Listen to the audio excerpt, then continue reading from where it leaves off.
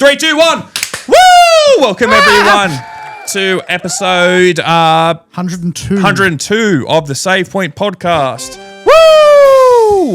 We're back. Applause again. Yeah, that's more like it. We're back. This week it is Tom, Brock, and we've got Zach. We got to sing. Hello. Yeah. Yippee. Ben's in the studio, but he decided to lay down on a lounge and do nothing and didn't want to come on this week. Yeah, So he's asleep under the table. Yeah. Cringe. Very cringe. I escaped prison for this. Yeah. He's finally back. Yeah. We've got a bunch of stuff to talk about this week, but quickly shout out if any of you are new listeners from Apple Podcasts, welcome. No, that's because there's probably no one at the moment listening from Apple Podcasts, but yeah, no, we've finally jumped onto the Apple train. So if you've got any requests of places you want us to put content or anything, let us know. We're finally there, but we've got a buttload to talk about this week. What are you laughing at? I made a funny face at him. Yeah. Can we just focus? Tom does all the work, and now Tom's got to manage these children as well. Well, maybe don't get two people that are going to flirt across the table. Stop doing.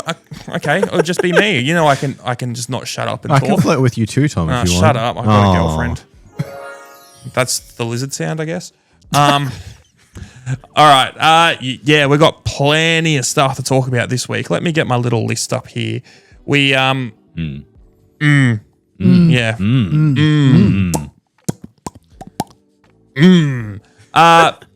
I wanted to maybe go straight on to about what we've been playing this week. Okay. We've got new stuff, so don't run away, but I have a few different points to come off. So Brock last week was talking about how there is in development a System Shock remake VR version coming out. Yes. And I completely forgot we talked about that. But I had System Shock on the mind, and I saw that on PlayStation. It was like $14. It's pretty cheap. It was really cheap, and I was like, wow, I've been meaning to play this game for yonks. Massive BioShock fan. So I bought the System Shock remake, and that's what I've been playing this week so far, and it's been fun. It is definitely proto BioShock. It is so similar, so similar. Little bit janky because I was showing Brock original System Shock. I think when people think of that game, they think of the second one, which is proper like 3D, late 90s. I realized as well, when you went and showed me the original one, I was like, oh shoot, that is the original one. I had been doing exactly that where my mind just glazed over it and I went, go away, bug. And just glazed over it and was immediately going to System Shock 2. Yep. Because in my mind, it's like, oh, System Shock, yeah, that's where you're walking around and doing all this. A lot more action-packed. The first one's a lot more clicky. It's a lot more... Yeah, it's a massive menu on the screen. Like, you got a 4:3 resolution and the actual game picture is like that much of it. The rest is menu and all this other shit. But I've been playing that and it's been really fun. Night Dive Studio, who made it, did a great job. But there's definitely problems with it. It's a product of its time. Yeah, but this is a remake. And it was like they had to take a lot of liberties with it. Like, but it's pretty good. The big thing I wanted to say was, so I've been playing this game. I've put probably about 10, 12 hours into it at this point. Long game. Like, I'm definitely getting money's worth out of it. I've already got my money's worth out of it. And they established that, hey, basically you're working your way through different levels of a space station. And every level you've got to basically unlock the doors or access to the next level. No, it's you got to unlock the respawn point essentially. Like you got to go to like a medical bay and get like the point where you can actually, if you die, you respawn there. If not, you respawn in the previous level, the closest one or whatever. At the start of the game, if you haven't unlocked any, it's just a game over, and it's go back to your last save. And there is not many at all auto saves.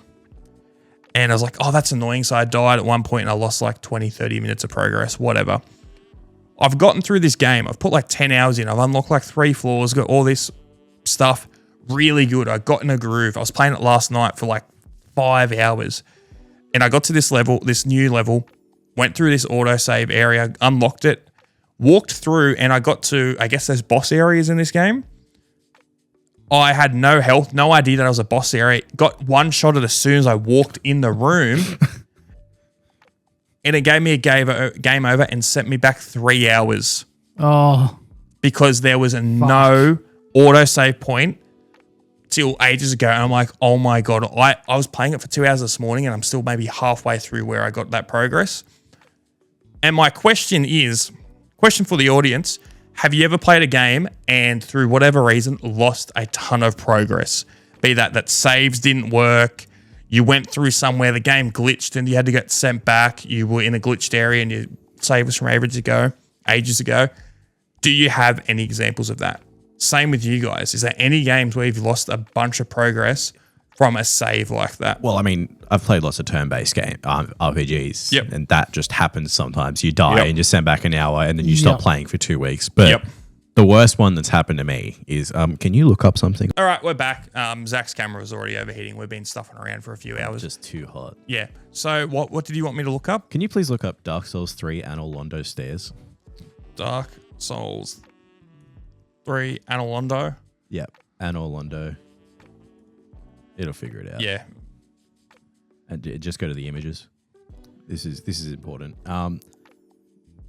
Anyone who's played Dark Souls 3 and attempted to go for the platinum will have terrible, terrible memories of this picture. So when you're going for the platinum, there's like four hard trophies. Yep. Get all the sorceries, get all the pyromancies, get all the miracles, get all the rings. And there's some of them are stuck behind covenants, so you have to grind out these guys if you don't want to play online. So I'd finished grinding out 30 of these things that have like a 1% drop rate. This is like on a 80, maybe 100 hour plus save file. After I get it done and I get the miracle that needs it to get done, my save file corrupted. And I couldn't get it back. So I'd spent ages getting it all done. And I just gave up because I didn't want to do it again. Yeah, fuck that. I'm not doing that. It hurt. It hurt a lot. It's one of the most painful things to happen to me with games, I think. And I still haven't tried since. That's fair. That's completely fair. Yeah. Yeah. What about you, Brock? I've had a couple of instances where like I've been pretty much fucked over by cloud saves once or twice because of things like it just hasn't updated properly, and then it's looked in, you've got a cloud save. We're just going to use that, and it's overwritten my local save. Yep. The worst one was Grand Theft Auto 5, where I had been playing for maybe a week and a half at that point, and I'd sunk like a lot of time into it. And Rockstar changed something somewhere. Yep. And suddenly it was like, we're going to use your cloud save. And I was like, yeah, whatever. And the cloud save was literally right after Michael does whatever first mission with Franklin. Yeah. And so it rolled me back like days worth of progress where I had shift work at that time. So I was home throughout the middle of the day. So this was like, not just like, I played a little bit today and a little bit that day. Like this was actual days of progress and just rolled back. I was like, fuck me. I've definitely lost a couple of Skyrim save files due to like, usually because of mods, like where something's updated and other stuff hasn't. I also, not me personally, but Laura lost her entire Skyrim playthrough, her main playthrough, because she was playing through the, what was the big one where you go and fight against the previous Dragonborn? Solstheim. That's where you go. It's the one you go back to Morrowind. You go to an island at Morrowind. You go back to Solstheim, I think, where Raven Rock and everything is. Yeah. Anyway, she got like some sort of game-breaking bug where the last boss in that thing, if you don't do things in a certain order, he like pulls down dragon souls and like regenerate health or something. She got some. You just can't die. I think that's what happens. Yeah, she got a bug where she was playing on Xbox. A bug where he pulls down a soul and just regenerates all his health, but doesn't stop regenerating. So it doesn't matter how many times you hit him; he's just stuck in this animation, just constantly regenerating health. You can fix it on PC by using like an admin command and just like basically like nuke that. Should have done it quicker. But yeah, the problem is it had auto saved right before that, and she don't know how she didn't have a manual save of anything, but yeah, everything was like sort of tied into that auto save. So yeah, that screwed her over. She lost her entire playthrough. She was not happy. I didn't play. She's been waiting for them to update it, and they never have. I bought Shin Megami Tensei 5 on release, and I like played it for a bit, and then I died. Like And then Oh, actually, now that you realised- say that, I think I lost like 10 or 20 hours on Persona 4. I realized I hadn't saved for like 2 hours, and I just did not touch it for like until like a month ago. Yeah, that's the worst with those things where you get into a flow and you're like, you've been saving up until a point, and then stuff happens really fast. Like, oh, this is cool, and you lose that, And then you die. that habit of saving. You bringing up the thing with Skyrim, have you heard about the problem with Skyrim on PS3 with the saves? The memory overflow. Yeah, so that bloat. So the quick rundown. So if you had Skyrim on PS3, over time, your save gets bloated and you have infinite load screens, and your game basically is bricked and can't play that save file anymore. There's ways around it, but your save file can grow past 5 to 10 megabytes, and the PS3's limited 256 megabyte of RAM struggles to process. Yeah. And they can't track where the physics items are and things like that. So there's people who have played hours on PS3 and then their Not saves just hours. That's like, or tens, hundreds of hours, whatever, Yeah. and your saves just gone. I have a feeling that they had a similar bug with Oblivion as well. I know Oblivion- it was definitely like more well known for Skyrim, but I know Oblivion. Oblivion had lots of bugs where people would do the duplication glitch and you could never go into towns again because there was so many objects spawned, Yeah. and it would lag your game like fuck. Could you guys imagine like playing one of the Final Fantasy 7 or 8 or even up to like 10 and getting most of the way through like the first disc and then losing the memory card? I mean, just losing the disc. Or just, but like just losing It'd the be whole terrible. it would Actually, be awful. Now that you've mentioned memory cards, my sister had that with her original Animal Crossing file. Ooh, rough. We were playing on GameCube, and I was my GameCube. Then eventually my other sister got her own. But yeah, my middle sister, the memory card for her save file corrupted. Ugh. You just reminded me, I don't know if we brought this up before, because you said Animal Crossing. Do you know what the first Let's Play was? Wasn't it Chris Chan? We've Chris talked Chan about this before. God. made the first Let's Play That's crazy. going around their Animal Crossing town and submitted it to Nintendo Power, I believe. And there was like an article about it, things like that. And there's video online still. And like you can tell, I think it's in the big Chris Chan documentary, all the villagers hate Christina Weston Chandler's character. They all like run into the house as soon as you see him on the screen. Very funny. The pioneer of a lot of things. I'm not going to go into what they've pioneered, but Yeah, we That's talked about crazy. Chris Chan enough. Let's we not haven't talked talk about Chris Chan in a long time. When are you going to get That's a good. Sonotube bracelet or something? A medallion. Never. Medallion, thank you. Yeah. Never. Why not? It'd be funny. He gets very, very tilted when you talk about Chris Chan, don't you Because worry. I hate being associated with that. It is. Oh, you're a Sonic fan. Yes, I am a Sonic fan. Gotta go fast. Oh, God. I'm just getting stuff off our list. I want to leave our main meat and potato for a little bit, but one big thing that happened in the last few weeks is, so we talked about Ryan Hurst with God of War. People didn't like that he was cast for that for a bit. I thought he Oh, looked I'm not fine. saying He's in us. the Odyssey and he did a good job in that.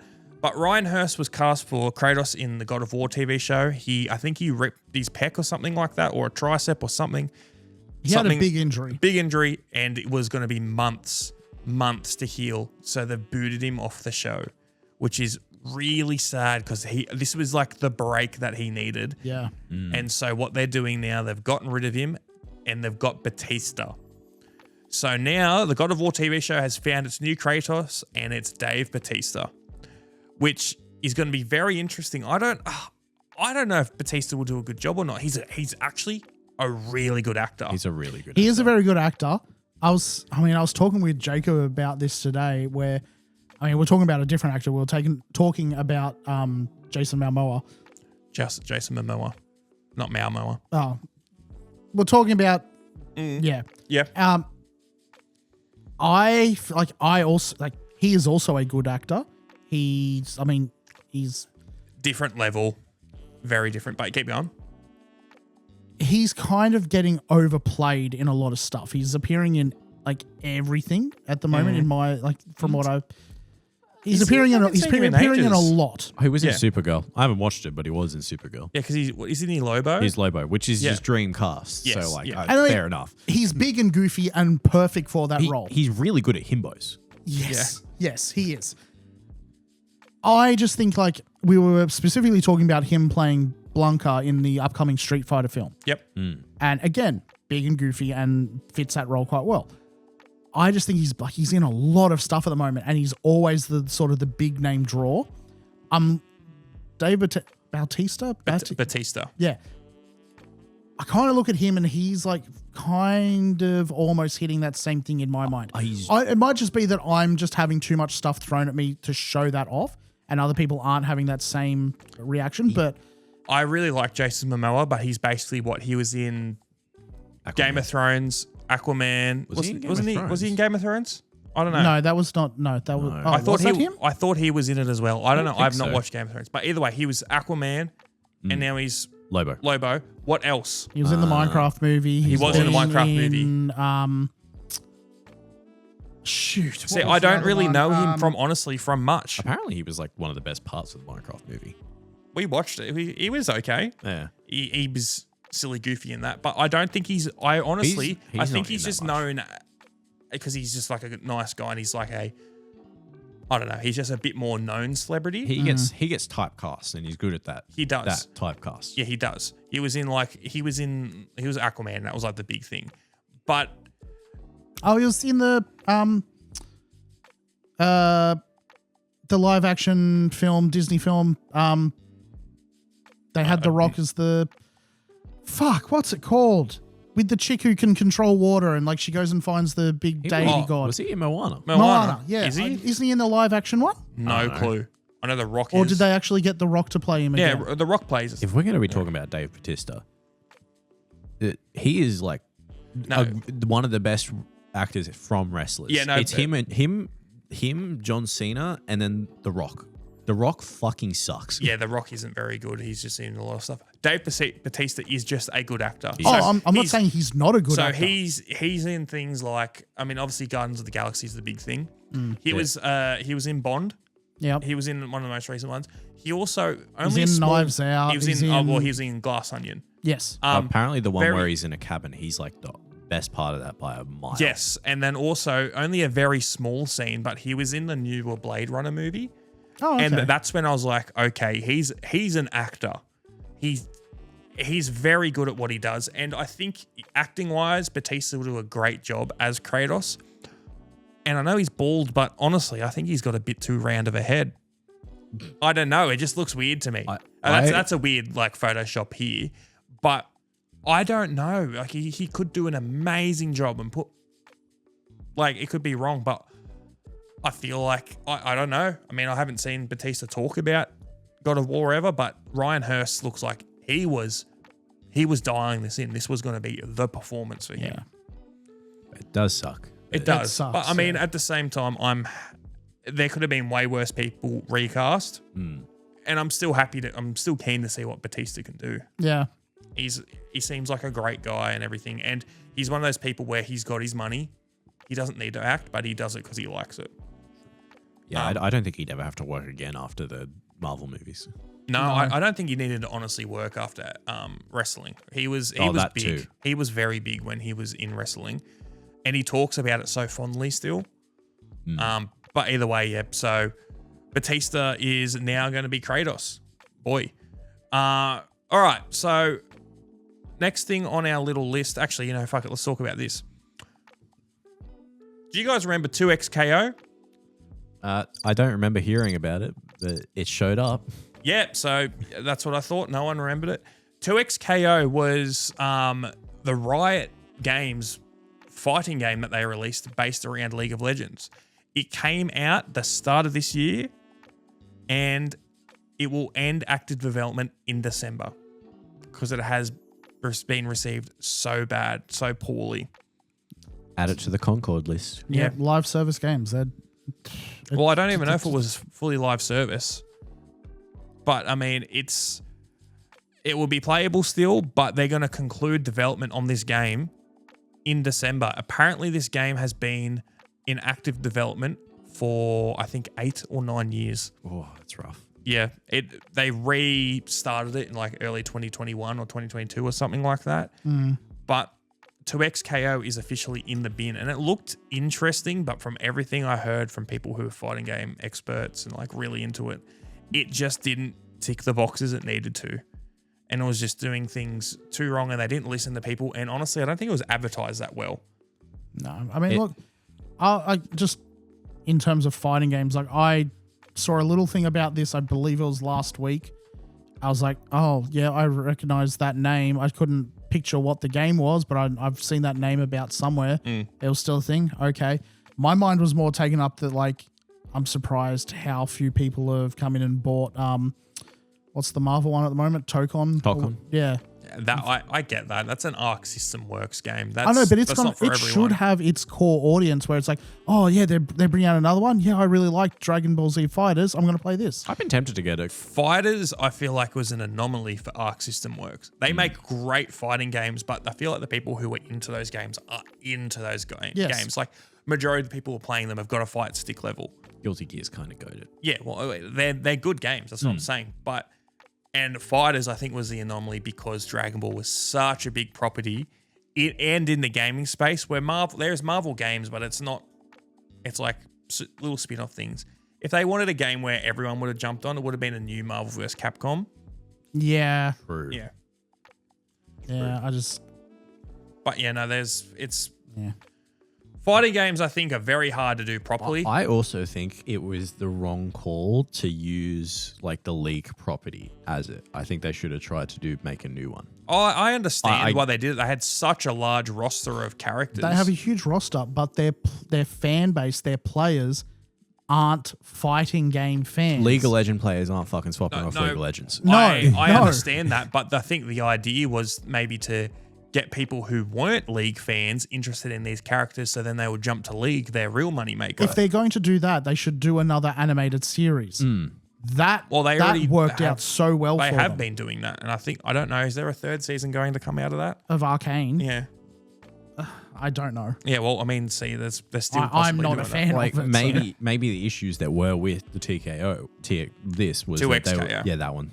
Was that they were listening to their League of Legends fans instead of the fighting game fans that wanted to play it. Either way, Dead in the Water, another game that has died. There was some other game that was coming out soon that has died just before release that was coming out. I don't know. There's been so many things just dying recently. But enough of that. I'll get these two off our little list. I went to the movies this week. I went with Lizard and we watched The End of Oak Street. Yeah, I saw trailers for this. It was when I was really big into.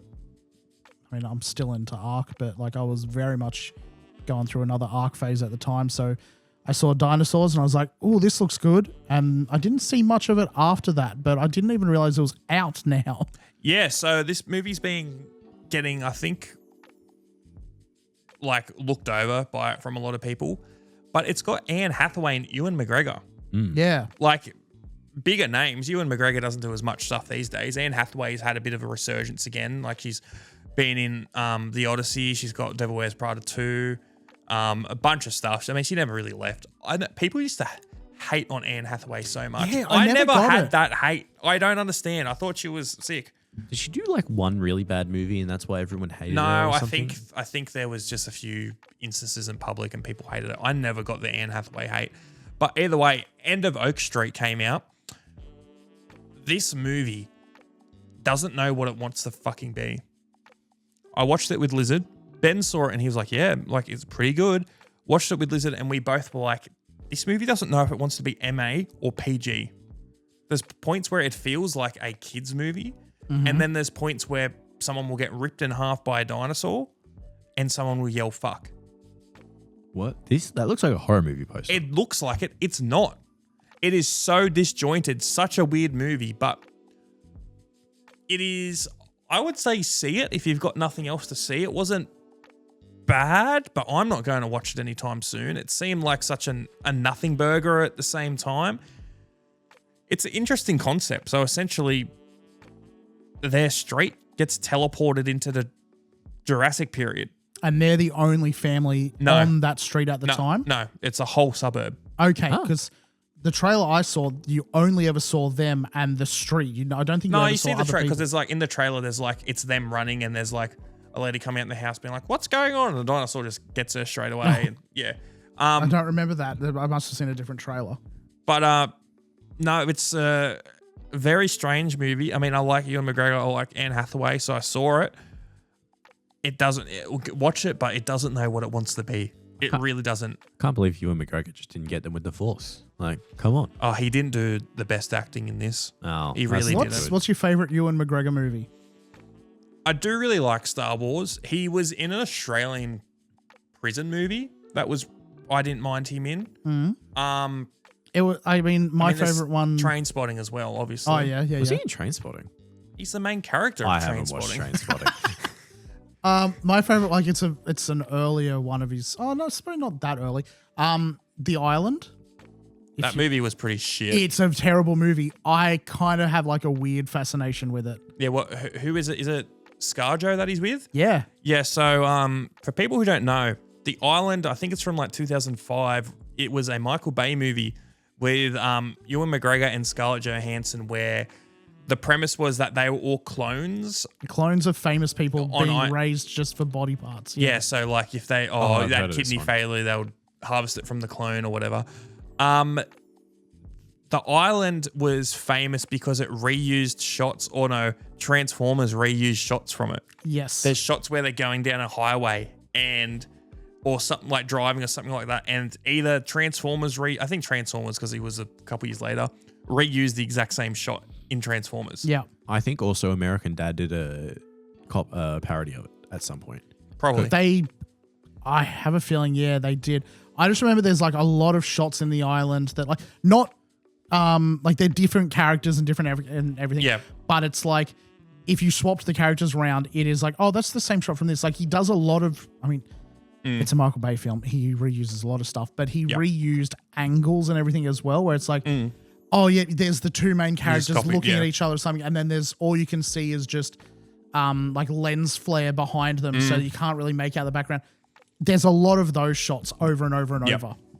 Anyway, mine is Star Wars Episode 3 because it's all I've really seen. I've seen him in Star Wars and that one tsunami movie. Yes, he was in a tsunami movie with Tom Holland. Tom Holland, when Tom Holland was a child. Yes. I think it might be one of his first. He's a fan of the Fremantle Dockers. He's a AFL fan. I do actually want to try and look up Ewan McGregor's shit. Filmography. Yeah. McGregor. Yeah. Star Wars 3. Okay. Star Wars 3. I've never heard anyone refer to it as Star Wars 3. I've forgotten what it's called right now. It's the only one I can't remember what it's called.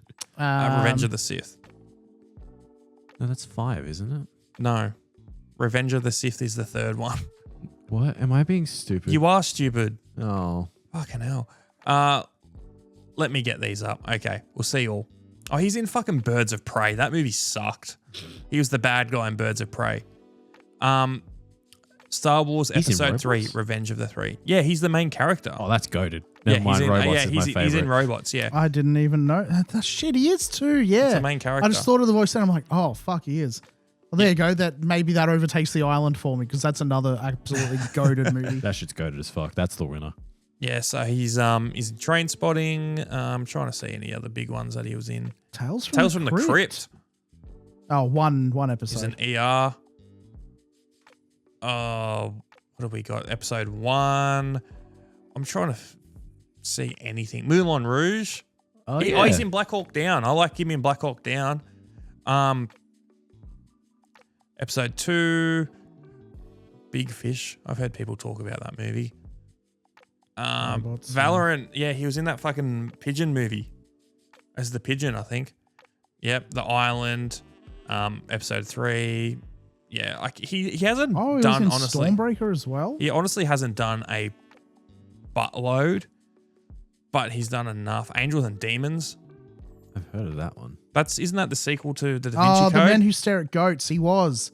Was he? I haven't seen that movie in a long time. That was a weird movie. That was. I was like, I remember watching the trailer of that, and I went and watched it with my mate at the movies. I would have been like 11, and it was not what we thought because the trailer shows them blowing a goat's head up with like mind control or something like that, but it's not like that at all. No, all the trailer was like a dream sequence in the movie. Yeah. What the fuck? Yeah. Yeah, it was very much a bait and switch almost. I Yeah, don't remember him being in A Million Days to Die in the West. Yeah. Oh well. That's about it. There's a few things that he's been in. He was in Doctor Sleep as well, which is, for people who don't know, Doctor Sleep is the sequel to The Shining. That's right. So he plays Danny. Yeah. The Shining. The Shining, yeah. And Birds of Prey. Either way, let's get off Ewan McGregor. And he was in the Obi-Wan show, which I didn't mind. I know some people didn't like it, but oh well. And I guess he's in the... He probably voiced Maul himself. Show. In what? He probably voiced Obi-Wan in the Maul show. Yeah, it says that. Obi-Wan voice as Ewan McGregor. Oh, fuck. And End of Oak Street. That one was meant to be really good.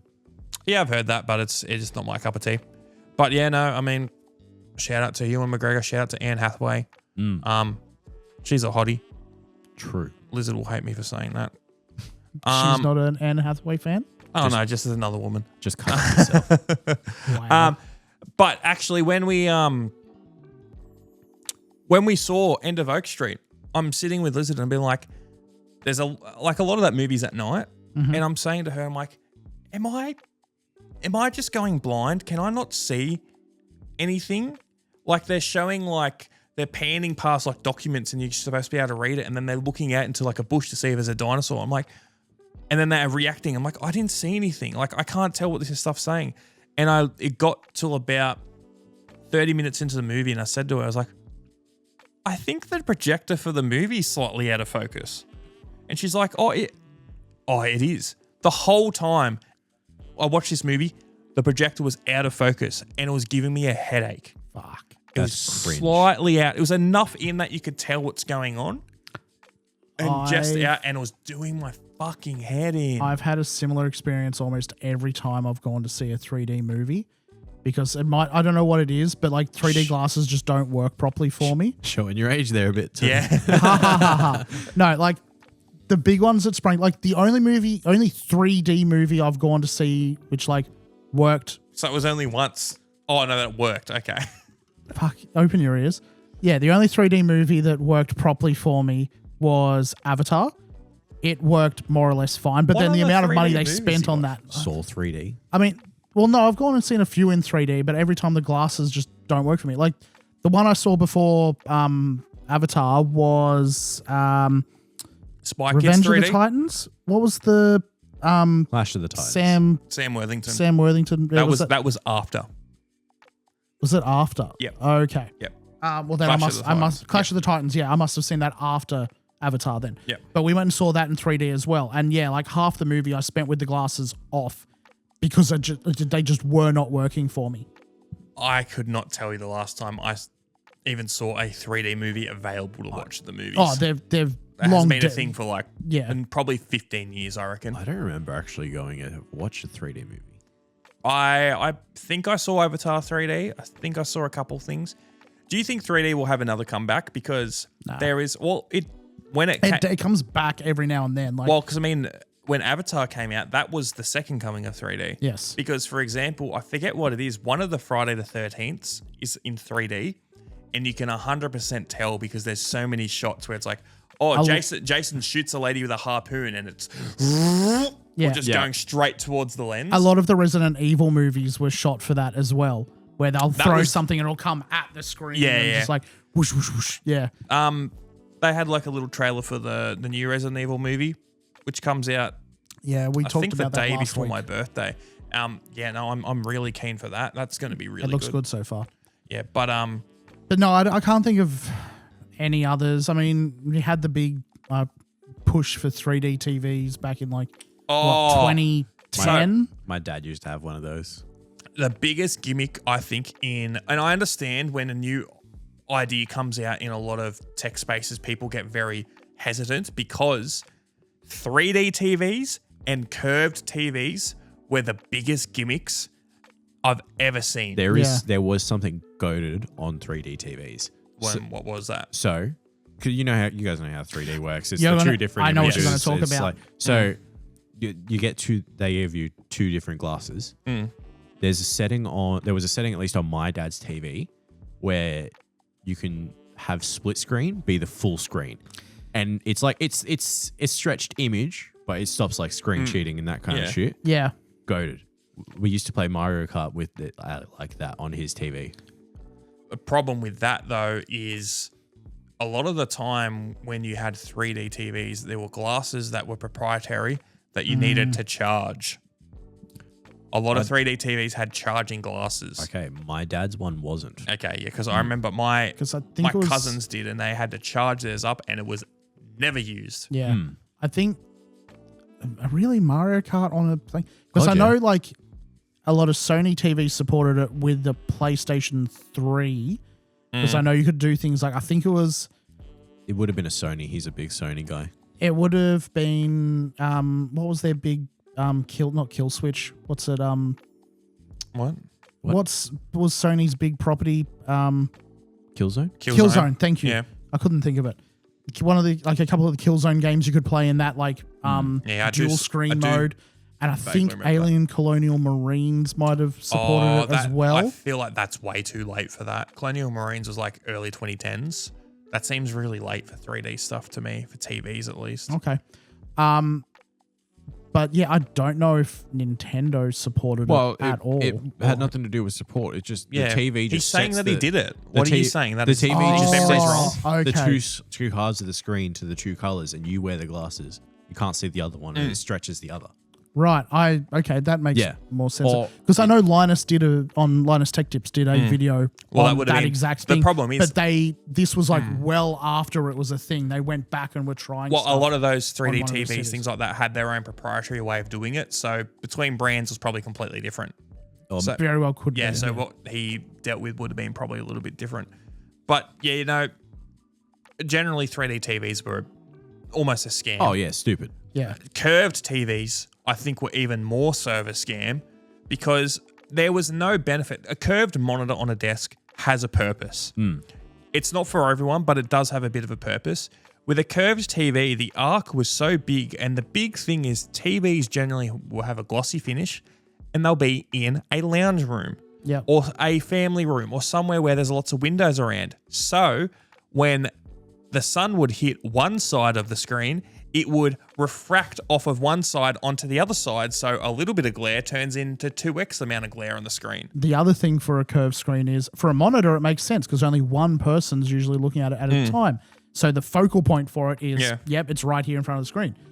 For a TV in a living room, everyone gathering around it, you're not all sitting in that exact optimal zone. Yep. You spread around It never worked. No. So I understand why people get hesitant about stuff, but also, like, I know a lot of people got and still are very hesitant about OLED because they think it's the new fad with TVs. OLED has been around for like 8-9 years now. It's here to stay. It is the next thing. And you can tell that because they're building on it, where you now have QLED and QLED's different to OLED, but like, I know what you mean. Yeah. OLED's still, I think, like there's like micro RGB, which is like a competitor. OLED's more like moving from cathode CRTs to plasma.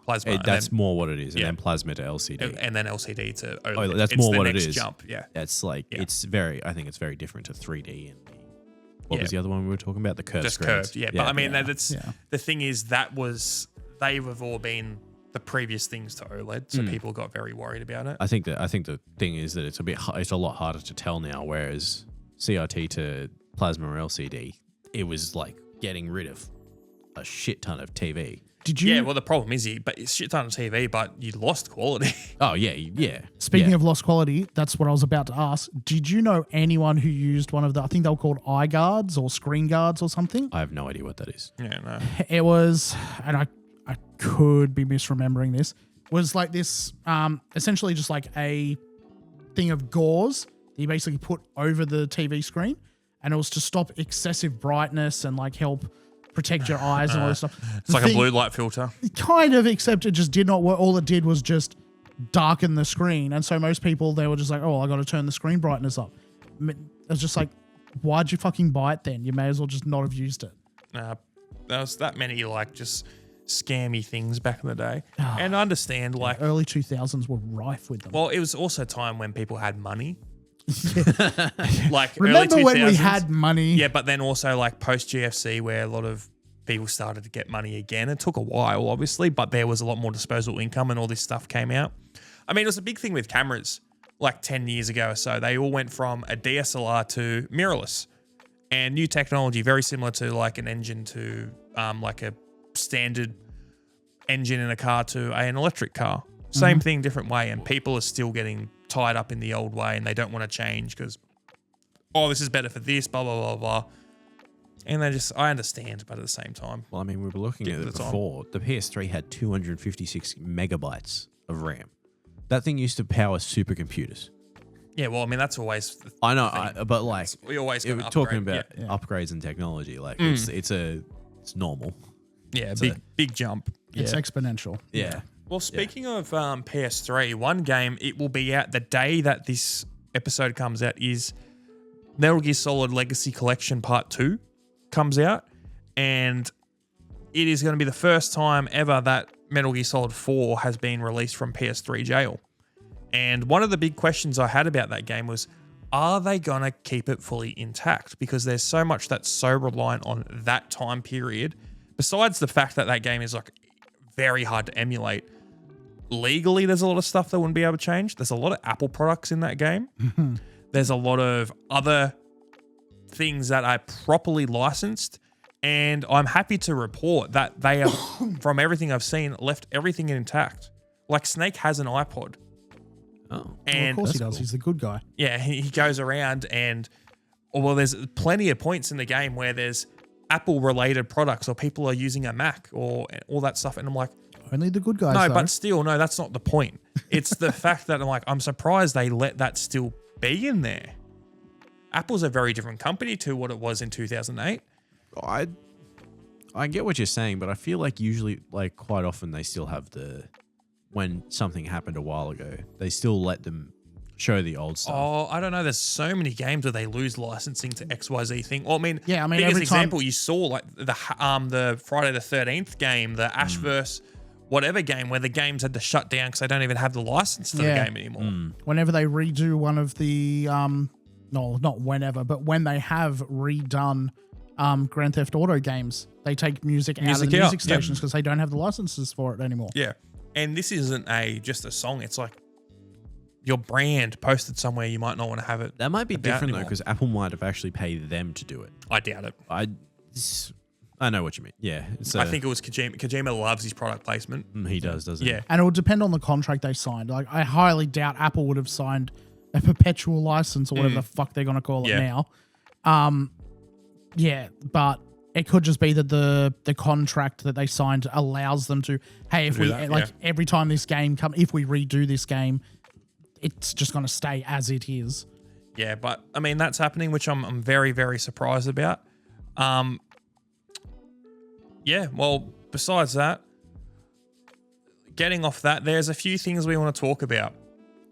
Shut up, phone. It is yelling at me. Exercises. Yeah, it is back exercises. You're right on it. Damn, it's 10 o'clock. Yeah, it's gone quick.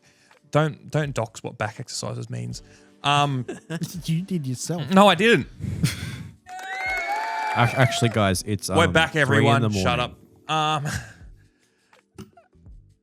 Cyber leak. Yep. Yeah. We've got to talk about this. We do. We do. It's the biggest news in a while. It's some of the biggest gaming news ever. Some of the biggest hacking news ever. Yeah. So, for people who don't know, which is no one, Grand Theft Auto 6, I'm trying to find, there it is. Grand Theft Auto 6 has been leaked online prior to the Netflix announcement thing on the 28th of August. Yes. So a hacker known as CyberLeak has been showing clips of Grand Theft Auto 6 online, mostly on Twitter, I believe, or just posting it wherever, showing off parts of the game and threatening Rockstar and basically trying to extort them to get them to do XYZ thing, or else they're going to release more. So I got a quick little timeline. This is from the Google AI thing, so don't take it super serious. But on the 18th of August, 2026, the first public burst of leaked media and files surfaced featuring clips of gameplay and map images of Grand Theft Auto 6. The next day, on the 19th, reposts of the leaked material collided with rapid platform removals and copyright takedowns. So basically, Rockstar reacting. Take-Two was trying to take everything down, which I understand. And yeah, they're trying to take it down. On the 20th, the legal trail and investigations officially opened regarding the source of the breach. So from what I've heard, Rockstar and Take-Two have subpoenaed Discord and Microsoft to try and find out where these hacks came from. Bro, you've said that apparently they've come from India.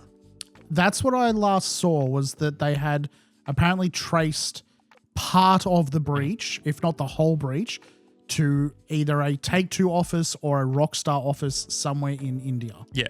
So, and then on the 23rd of August, so that's yesterday as of today, recording on the 25th. On the 24th, sorry. The true identity of the CyberLeak handle remained unsolved amid ongoing speculation linking the files to crypto tokens. So, a bigger outline of this is that CyberLeak, the guy who's been leaking all this GTA 5 stuff, has put out a set of demands. And he said if these are not done by the gaming industry at large, he will continue to leak other games. And he says if GTA 6 is getting leaked, no one is safe. So the first big thing was CyberLeak's first demand was that no digital pre-orders anymore. An immediate stop to selling games before launch via digital storefronts. The Google AI is not giving the full thing there. Well, no, I was still going, but you go then. It's not allowing digital pre-orders before any footage is shown. Well, I think it was digital. From what I heard, it was also digital pre-orders in general, because there is no longer a physical version of that game. There should be no reason for a pre-order. There is no pre-ordering a disc or putting it aside for a player. It is digital. There is no limitation for that. It is trying to get money prior to the game coming out to lock people in. Because to my knowledge, you can't refund the pre-order on PlayStation Network. No, not easily. Yeah. The second demand was no pre-contained DLC, a ban on selling downloadable content that is already finished and packaged inside the base game files. This has been a thing for like nearly 15 years now. Longer. It's well, the first big one was Mass Effect 3 with the Javik DLC. No, well before that. The biggest one, or the big one that I remember well before that was the original Dragon Age had pre-contained DLC for Warden's Keep or whatever it was. And there was also the Selena Kyle DLC for Batman Arkham City. I think that was after Mass Effect 3. Or actually, no, it might have been. Yeah. Dragon Age would have been, but either way, it's still BioWare. But I remember the Javik one or whatever it was the big one. I think everyone was like, this can't be a thing. Yep. Because it was at least same day. Here's like $20. This is already on the disc. Trying to get rid of that. And then number 3 on CyberLeak's demand was mandatory offline fallback states. Required offline patches for single-player preservation so players can maintain local access even if the online servers shut down. So that's essentially saying if a game, after a certain amount of time, they turn the servers off, there should be a way to play that game in a single-player mode if there is one already available. Yeah. Which has already been a discussion that's been said with like Stop Killing Games. Stop Killing Games movement is formed around that. All 3 of these demands by CyberLeak, I agree with, but as we'll continue to get into, I don't believe these aren't in bad faith. So CyberLeak, at the same time, will go onto his website, basically has a part on their website where you can buy their own cryptocurrency. Or something like, I'm not downloading it. Calm down. Or you can, it's taking everything. Yeah, I'm not going to, community voting, leads, no wallet connect. Yeah, I'll leave that. Either way, CyberLeak has essentially, like in the videos, we won't show any of this video because our podcast will get struck down, but they are showing off QR codes of like advertise here and like donate to this crypto wallet or buy this coin or whatever it is. There is monetary gain out of this for CyberLeak. Yes. So even if there is these pseudo Robin Hood-esque vibes being like, oh, I'm doing it for the people, there is some sort of gain coming. I've heard that apparently this cryptocurrency that he's made and people are buying, he has like liquidated his share of it. So he hasn't got any money from it, but it's still very shady. Like, buy ad space on the GTA leaks. Like, it is very hit or miss. If there was no crypto and no like buy ad space on the leaks, it'd be based as fuck. Yeah. I don't know. Well, because honestly, No, GTA 6 is going to be the biggest release, maybe ever. No, until probably GTA 7 or something else comes even close. But it's up to this point, yeah. They're not releasing a physical disc, even though they can. And people want physical discs still. So getting them to do it would be a big change. Not that they're going to change anything, because all the companies seem to be like, oh, consumers don't matter anymore. Well, it's hey, we can make more money while spending less money. Yeah, let's do that. They all fucking suck. Yeah. But like, if there was no crypto involved, because I do not trust crypto bros in the slightest. No. In the slightest. No, it's just the next level of multi-level marketing, basically. Yeah. No, the next form, I should say. Anyway, as you said, all his points there, like taken as they were, like just put out there, I agree with every single one of those. I think they all should be mandatory for games going forward. It's highly unlikely the game industry will ever pivot back towards that in any sort of way that's going to be consumer first. It's always going to be the company first. At some point, we won't be able to afford the games, and then they'll go back because there won't be any fucking money going in. I don't think even then they won't go back. They'll tiptoe something a little bit back just to keep us on the hook, but that's it. We're never going back to how it was, where it's like, hey, you bought the cartridge, you own the game, and you own the entire game. Like, there's never going back to that. It won't happen. No. You'll get like your boutique physical game distributors, but then the thing is, we're gonna have to have a console that can even take it. Yeah. Which means like the company Limited Run Games. I was just about to say Limited Run, but the thing is that if there's no disk drive for it, they can't do that. Yeah. Which means like the Switch is going to be one of the last physical consoles left on the market. I mean, if the Xbox rumors are true, they will have a disk drive. Apparently they will. Apparently. Whether they stick with it or not, who knows? I don't know. I feel like Ash is doing a good job so far. I feel like she's like, I would not be surprised if like, hold the brakes, we'll add it in. From what they've been saying, man, especially this initiative to try and get people to be able to have a digital version of their physical games. Yeah, the digital license thing. I like that, but that feels more like a stopgap thing, like an in-between sort of like we're going to take them away eventually, but in the meantime, we're not taking them away yet. We're doing this one little thing. Which is how you should be doing it. Not just like... No, you shouldn't be doing it at all. I agree, but like people accepted it on PC not because they just were like, oh, we're going to not do discs anymore. They actually was good systems put in place in multiple markets. That was one of the arguments I saw online was like, why are people saying, oh, I'm going to sell my PlayStation and buy a PC, blah, blah, blah. People pointing out that PCs have been doing this for ages. You just go into the same thing. It's like, PCs isn't a closed market though. Yeah. If I'm unhappy with, like everyone pointing at Steam going, it's the exact same thing there. If I'm unhappy with, I'm unhappy with this product on Steam, I don't have to buy it from Steam. There's like 19 other storefronts available there. It's not a monopoly. I will also say one big thing I've been seeing is so many people saying, oh, fuck PlayStation, I'm going to go to PC now. But these are a lot of people that I don't think realize how expensive PC gaming has become. Yeah. If you want to get a machine that's equivalent to a PlayStation, it's probably going to cost like a fair bit more, like at least 50%, maybe even 100% more to get something that will be... I know you'll see videos online being like, oh, look, Linus made this machine that's cheaper and it can do this, or this person did this or this or this. They're not like proper usable machines. If you want something that you're going to be able to have an upgrade path, things like that, you need a decent machine. And it's also something they don't take into account is how long those videos, like over the time period those videos are shot. A lot of those videos take place over, hey, we started the planning for this video in this month. It's now 9 months later, and we've finished the planning. We're still buying the parts.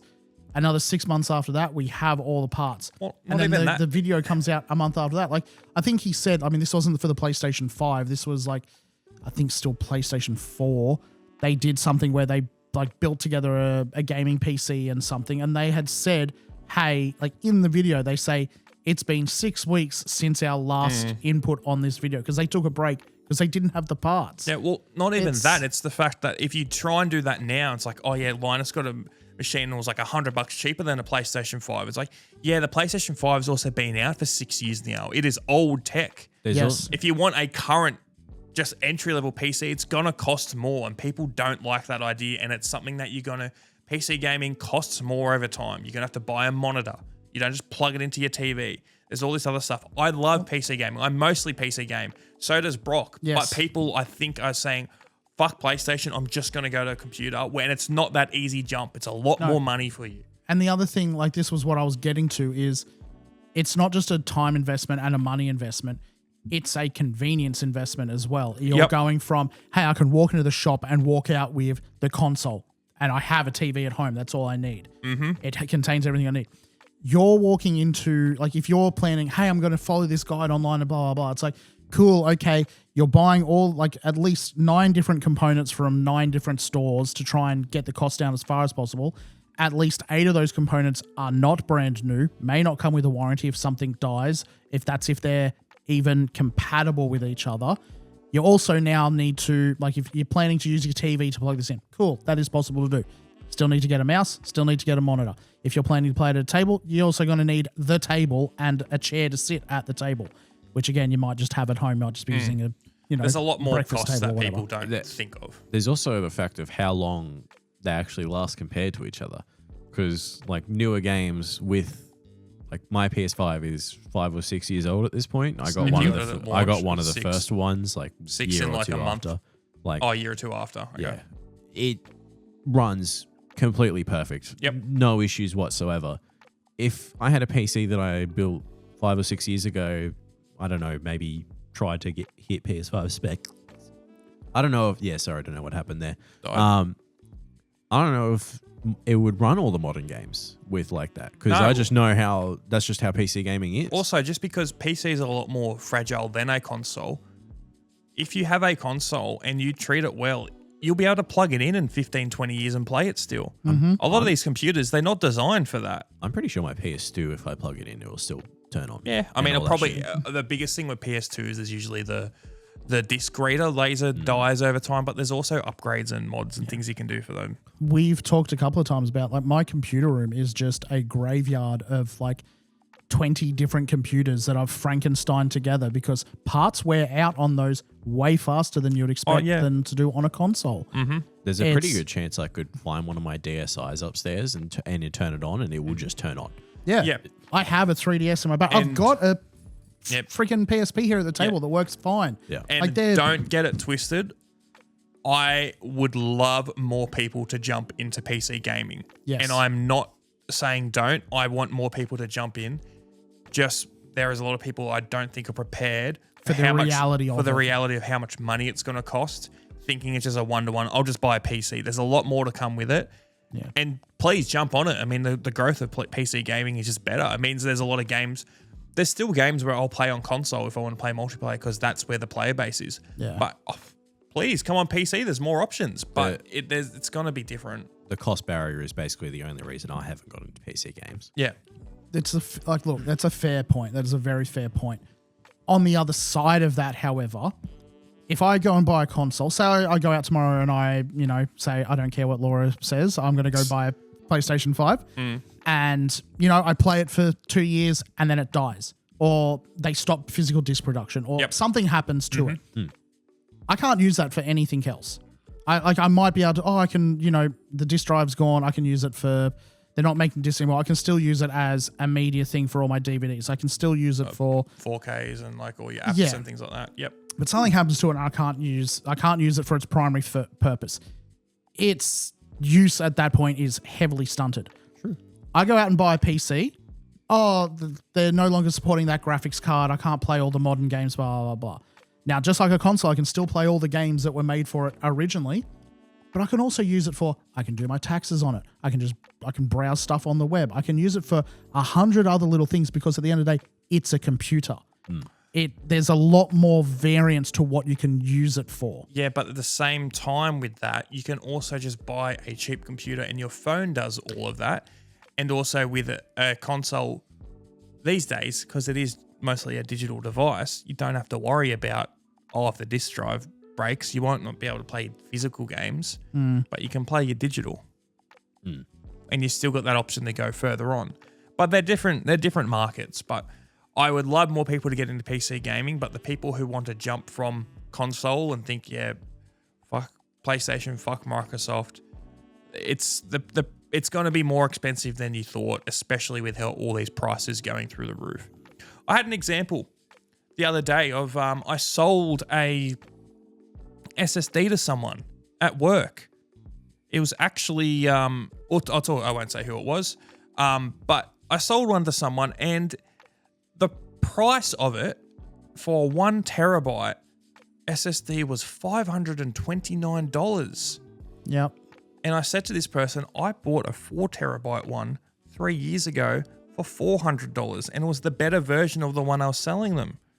And I said, it's absolutely cooked now. I know exactly which SSD. It's the Western Digital one you're talking about? No, it was a T7. Samsung okay, because that's what I was going to say was that the ones for the PlayStation. No, it was just the normal 1 terabyte. T7. Yeah, okay. Part prices has gone through the roof. Part of that's, inflation. The rest of it's because AI bros are fucking over the planet and all the people on it. They need to make the fake gooning. It's not fake. AI goon. And you're not allowed to say that word anymmore. Oh shit, you're right. Fuck. Well, we'll probably get back onto this soon. Yeah, we'll go back to GTA. Yeah. Because that was the other thing I was going to say very quickly about the leaks is like he's released some footage. Rockstar didn't believe him at first, so he released some more footage of him. I believe it was him shooting. He shot game the into word wall. leak into a wall to prove, hey, this was done recently. Yeah, and it used like the main character in the game and so on and so forth. The thing that a lot of people picked up on very quickly was, despite Rockstar's claims that, hey, the PC version of this game is not going to be ready for 2 years, he's playing it on a PC. On PC. He's playing it like what looks to be a native PC version of the game. So CyberLeak's apparently playing on a PC version of GTA 6. I think it's just like they did with 5. They're deliberately pushing off the PC release and putting out the console release first so they can double dip. Yeah. They are one of the only developers where it won't affect them at all releasing PC later. I will buy this on PlayStation. When it comes out on PC, I will probably buy it then. And they're hoping for suckers like me who will love this game so they can get their money twice. Because if it came out now, I probably would still buy it on PlayStation and maybe PC later. But if it came out now, there's less chance of me buying it twice. Yeah. Way less chance. The thing I saw posted a couple of times was people saying, they're pushing back the PC release so they can make sure they've got all the anti-cheat and everything because it's so much more prevalent on PC. And it's like, that hasn't been a concern for them seemingly on 5. I doubt it's going to be a concern Also, they have for not 6. mentioned or done any major news about GTA Online 2. Is it even? Yeah. It will be a thing because they bought 100%. They bought the big modding crew that did like the RP stuff on GTA 5. There's a lot of stuff. It will happen, but it probably won't be for another 6-12 months. Yeah. Is it even running on a different engine than like Red Dead 2? Like, is it? I think it's the Rage 2 engine, or they might have updated or something. I don't know. They honestly haven't spoken about the game much. Because at that point, then they should already know how to make it for PC at the same time. Like They should. Yeah. But I mean, that's not the. I mean, I know a lot of stuff's been being said about they completely redid the water generation and all this other stuff, but it's just like, there's so much speculation out there about this game at the moment. Yep. It's kind of good that these leaks are out because it's giving us concrete evidence on here's what's actually in the game. Here's what's tangible. Good and bad. Good and bad, yes. I think I'm not happy about these GTA 6 leaks because it sucks. Imagine if you worked at Rockstar and you've put 10, 15 years into this game and days before they're about to have the first proper like announcement, like show off trailer, and it gets leaked. Like, you would be devastated.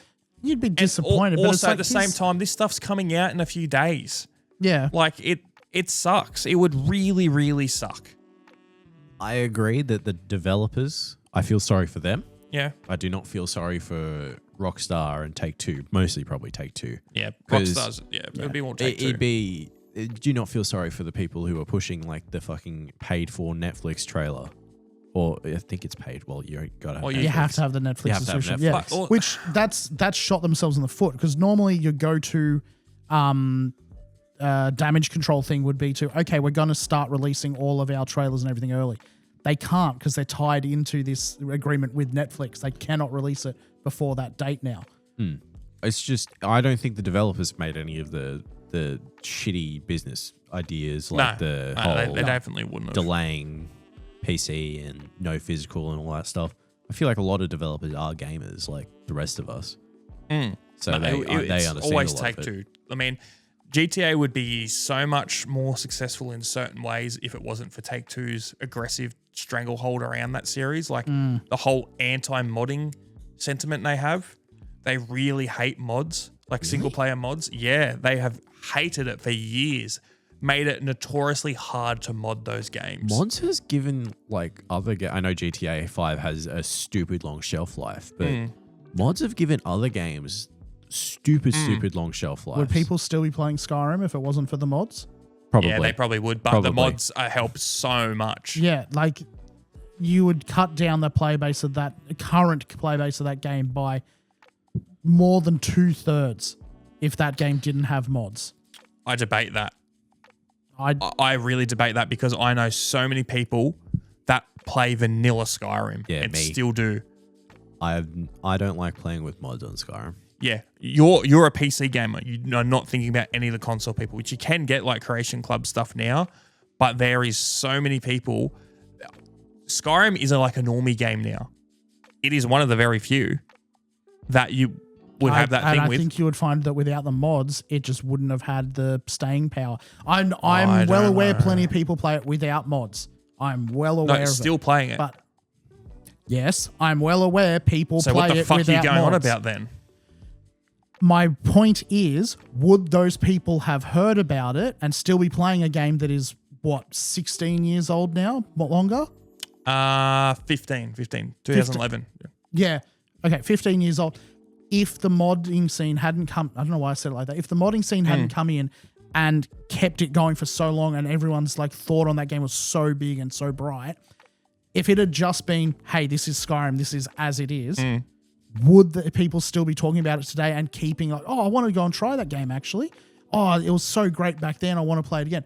It would have just been, oh yeah, that was that Bethesda game from way back then. Yeah, I can't wait for Elder Scrolls 6. I think you are extremely skewed because you're a PC gamer. You probably know a lot of people. I know a lot of people who play that game still or go back and play it who have got nothing to do with mods, don't know any idea about modding, and it's because Laura still goes and back and plays it every now and then if she can. She still, whines about not being able to get past the dragon dude at the very end, but she started new save files on it and plays it every now and then. Yeah. I'll go back and play it every now and then. Yeah. I wouldn't be doing that if I hadn't had that experience with mods way back when. I'm not still playing it with mods now. You're a mod player. You are a PC player. That's what I'm saying. There are so many people who don't touch PC, don't know what mods are. I've never had. There are shitty mods on PS4 and stuff, and I've tried. Yeah, they got the Creation Club shit. When I started playing, it was on my Xbox 360 at home. Yep. Yeah, and the mods weren't a thing for it. No mods. I think that is 80 to 90% of people who've played the game's experience, and like they still play it. Like it's like a once a year thing. 2 weeks, I'm playing the game. I know. Stop. I know a bunch of people, and it's mostly only bloody like Skyrim. This is it. Like the games like New Vegas, different story, and things like that. But Skyrim, like for example, Lizard will go back and play it. Nothing to do with mods. Doesn't touch it. All of her friends. I know a bunch of people. I don't want to dox people's names. I could give you names. They don't have anything to do with the modding scene. That game was so big. Yes, I know. And I'm not disputing the fact that people have fond memories of that game, and like this is irrespective of mods now. I'm not disputing that people have very fond memories of that game and go back and play it all the time. I am basically the poster child for going back and playing old games from the childhood. Okay, so what is your point then? My point is that going back to mods now, the mods tie into the cultural idea of that game being as big and as good as it was. And that is helping carry it into here and now, where everyone looks back at it fondly and they're still playing it now, whether or not they're playing it with mods. I completely disagree because I think you are so ingrained in that PC space. So many people, that game has got its own life, mostly because it gets released every 3 months. That's what I feel like. And there is so many people, the modding is not a thing. They've never heard of mods. And I don't think it is what's pushed that game up through the years. There is games that are like that. I agree. But I think Skyrim is a very unique scenario. It is one of those pillars of games that so many people have played just because it was the right thing at the right time. I don't think it's still getting played because mods happened or a thing. I don't think we're going to agree on this, and I don't want to spend the whole episode on it. So I really don't see how. I understand mods are a massive part of Bethesda games, and I feel like there's a lot of games, and I feel like even things like Fallout have way more longevity and have more of a life because of mods. Yeah, and I agree with that. I think Skyrim is very, very, very unique and special in that sense, and it is not to do with that at all. Like for example, when Lizard went back and played it recently, she didn't even touch the Creation Club stuff. So like, I don't know what that is. I'm just going to play the game. And it's just because it was just so big at the time and people go back and play it. She found out a bunch of her friends were super into the Skyrim and they'd never talked about it being friends for years.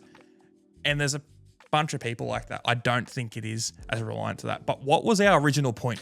Our original point was Take-Two hates mods and like mods have been really good for gaming overall. But yes. Take-Two, it would have elevated it so much. Absolutely. And had more. Honestly, I would have bought GTA on PC if I could have modded it. Looking at the stuff that the RP team did and like all the other little stuff, like half the videos you see on, half the videos you see online of like blown up because they've been used with the assistance of mods. Yeah. Like, I mean, pulling stuff from Vanos's library and that. Like, a lot of the Grand Theft Auto 5 online videos that have blown up the most on there are either the ones where they're doing heists and prepping for all the heists and that, or it's the random game modes where they're going through all the obstacle courses and doing all that. Yeah. Half of which don't work unless you've got running it on a modded client. I don't think so. There's a lot of stuff through the Rockstar, whatever they call their because like content club, for example, whatever they call it. A lot of big GTA players are like on console. Like I think the Sidemen back today, because you can do all that on console.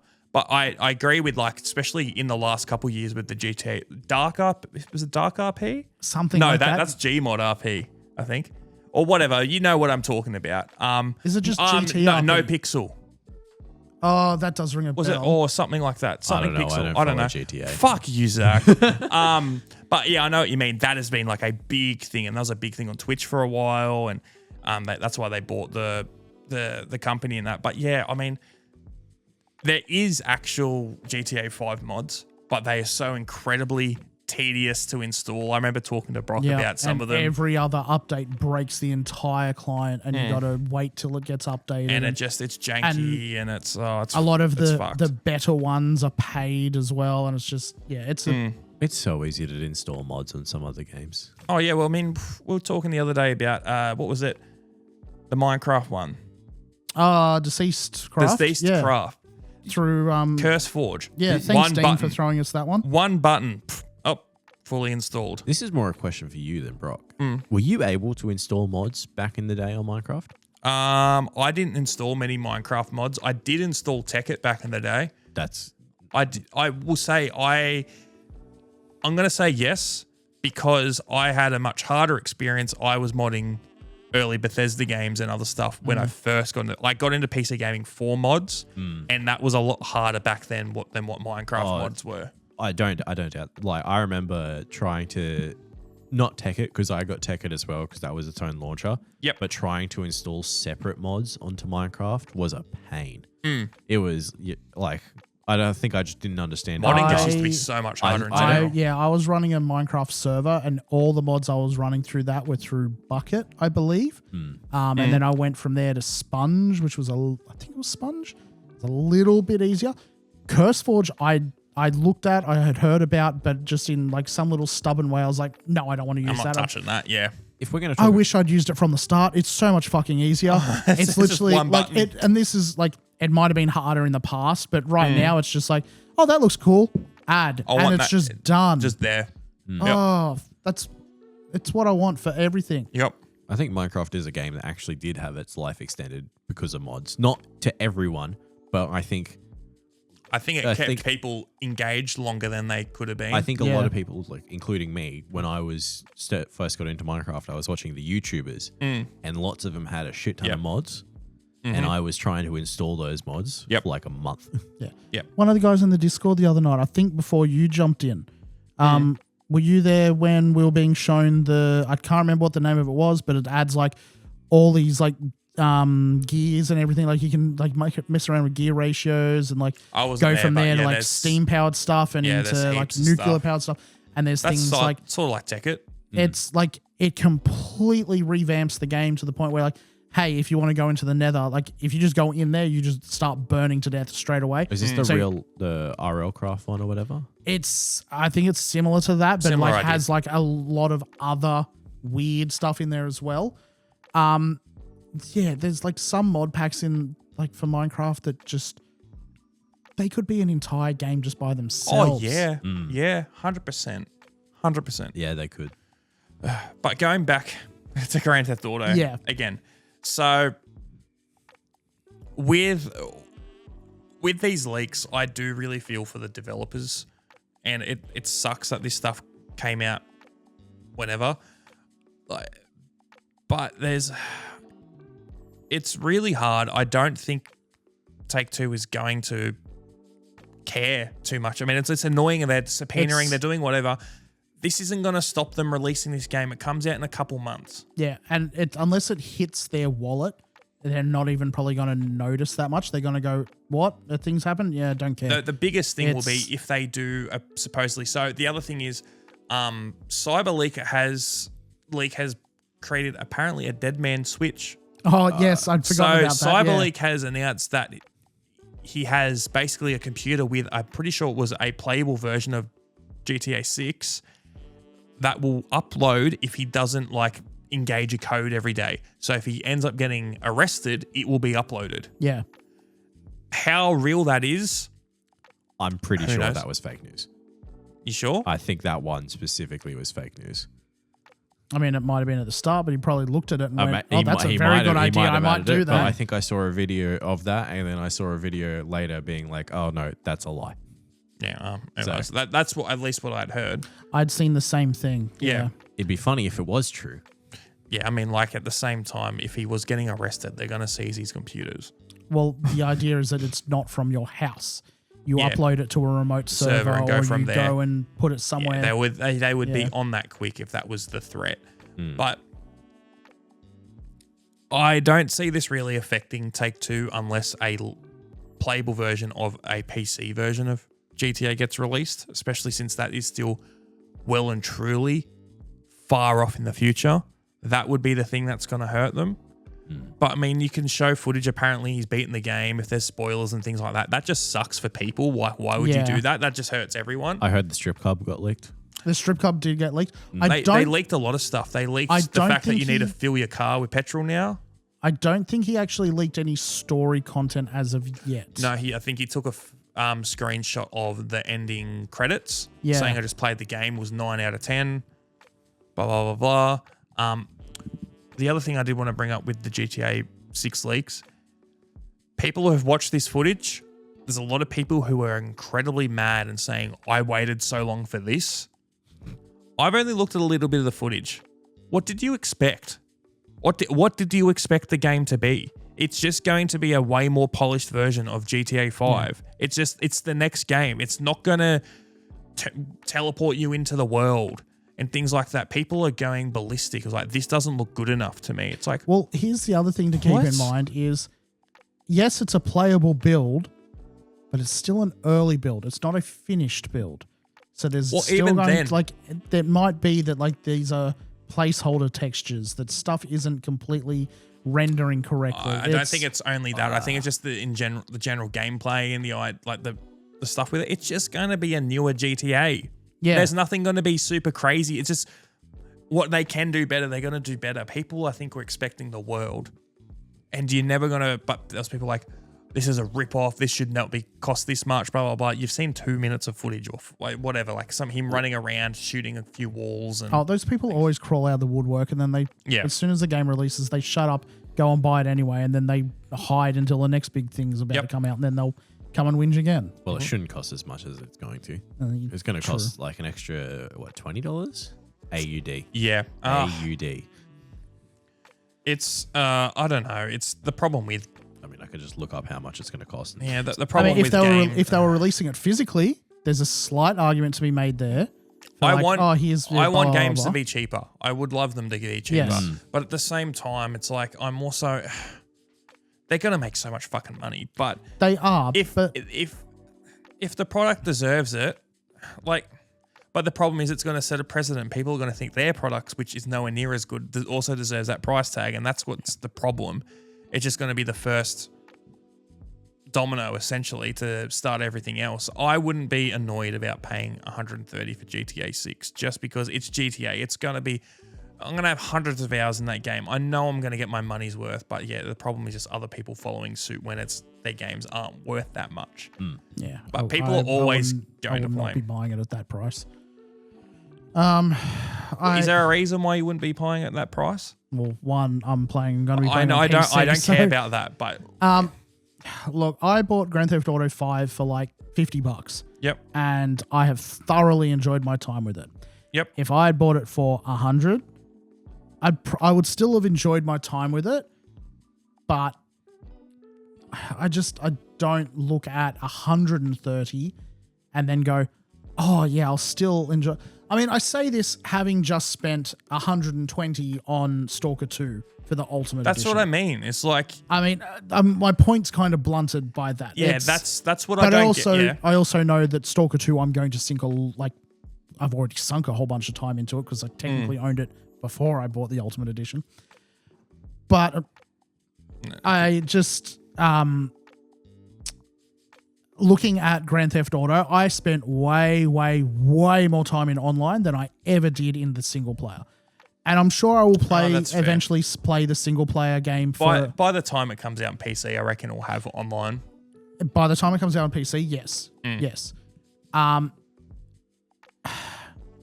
If they do a similar thing, now actually I might be getting mixed up here because I know Red Dead Redemption 2, I know you can buy online completely separate to the actual story.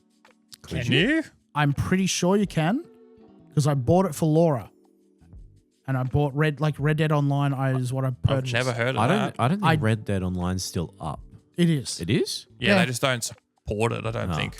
Technically they do. It But not- still gets little it's- updates here yeah. and there, but like nowhere near what It Grand never, Theft Auto never gets. hit the highs of No. GTA Online. But did Grand Theft Auto do a thing where you can purchase online separately? I don't believe so, no. Okay, I I've thought never they seen did. that, no. No, GTA 5's been $30 for the last Yeah. 6 I'm You years. can get gonna like the GTA double-check Plus this. thing or whatever. Fuck that. No, that's... Yeah, let me double check this while we still talk about the other stuff that happened with the leaks. Have you seen how much malware stuff has popped up pretending to be No, I wouldn't be leaks for surprised. it? That's There's always, so much that's always stuff. a thing, yeah. Well, you quickly look that up, but yeah, no, it's a bit of a weird situation. I don't think these demands will be met. No, they won't. It is the right game to do it to, though. It is. For this kind of thing. If somehow it would get done. We all Once know how. you've got your answer there, have you found it? Not yet. No, Okay. I'm still looking. I don't think I don't think it's important enough to bother looking up. Well, it's important to me, so I'm still going to... All right, I'm going to mute your microphone. All right. So, Thanks, no worries, bro. Anytime. Yeah, no, it's shit for the developers. Fuck the rich people. yeah, very much so. Hurry up. This is taking too much time. Episode's going to end. That's a rim shot. Give us that Yoda death sound. Yeah, I will actually. Where is it? I mean, we've been talking about GTA a lot. It relates to another thing that's happened. Well, I've got a question about this, but I'm waiting for someone to get off his own. Of course. Yes, you could. You can't do it with enhanced, but with the original, yes, you could purchase online separately to the base game. Nice. Isn't enhanced the only one you can buy now? Yes. Yeah. They've delisted the original. Yeah, I'd just never seen that before. But yeah, apparently you could buy the online separately. What was your question? My question was, with this CyberLeak thing, is the GTA 6 leaks the biggest leaks in gaming? There is only one other thing I can think of that is at this level, and that is the Half-Life 2 leaks. It's probably the biggest thing I know of then, because I didn't even know there was Half-Life 2 leaks. Half-Life 2 leaks were massive. I don't doubt massive, that. massive. It's the only thing I can think of in memory, because I'd forgotten all about the Half-Life 2 leaks. I mean, it was 23 years ago now. I think it's 2003 That's that they did why it. I don't know about them. Yeah. I mean, we definitely see more and more leaks every other year, but that's because they're always giga leaks, like old stuff, like old Nintendo things or things like that. Now it's not new. It's rarely new stuff, and usually it was definitely easier to do. Well, not easier, but it was. In the old days, it was like someone would leave a flash drive in a car or in a taxi or on a train or something. That would be like a dead they'd forget a laptop or something, and people would find it and grab that stuff from there. But nowadays, it's all right. We're back. Sorry, a camera had a hissy fit. But my question was, have you ever seen a leak as big as this GTA 6 leak? And like I said, I think the closest thing is the Half-Life 2 leak. Yeah, I can't think of anything in either recent memory or longer. I'm trying to think. I'm trying to honestly think of anything else that has leaked before launch. The only other one I can remember was a recent one was the Wolverine game.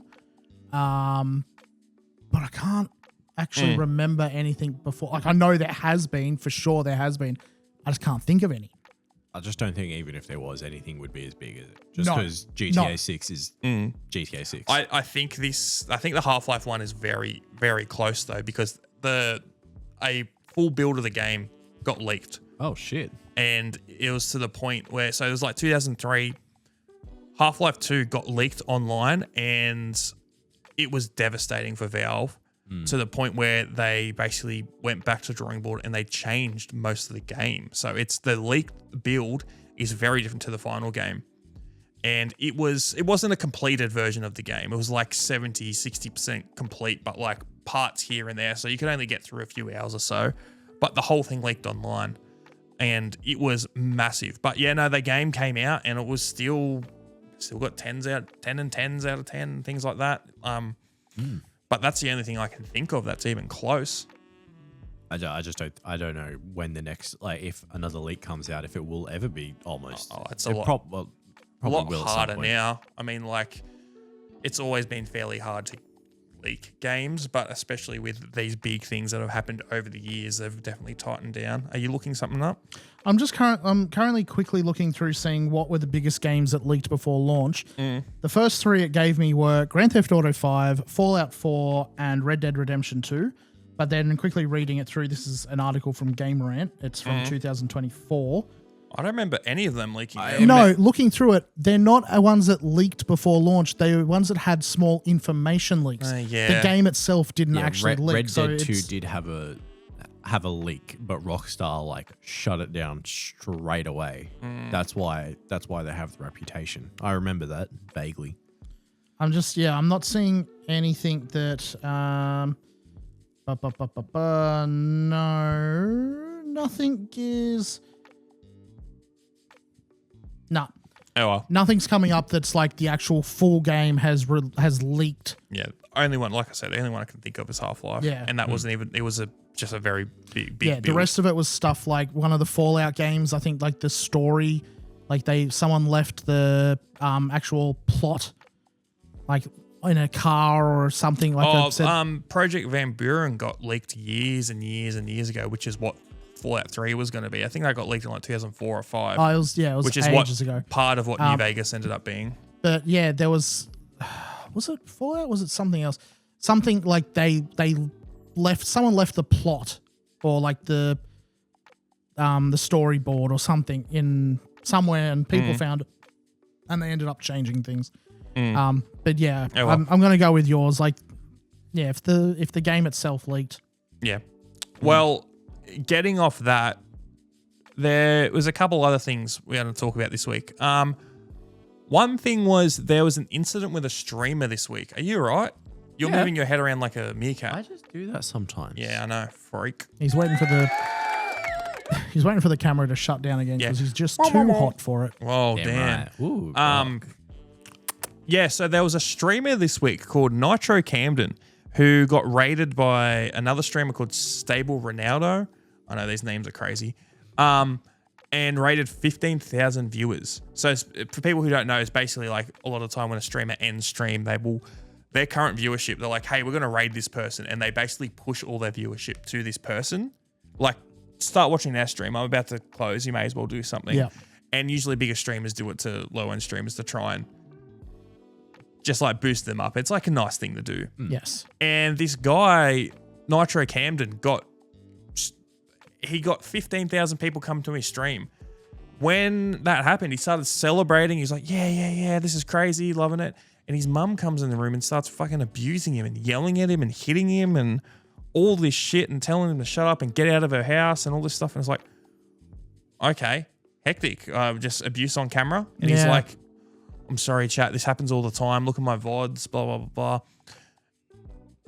Silver lining, this all happened while he was on stream. So, of course, turned into drama. The mum has been turned into the biggest villain online, but also he has been receiving so much love. So now this Nitro Camden guy, he's got a fuck ton of followers, subs, whatever.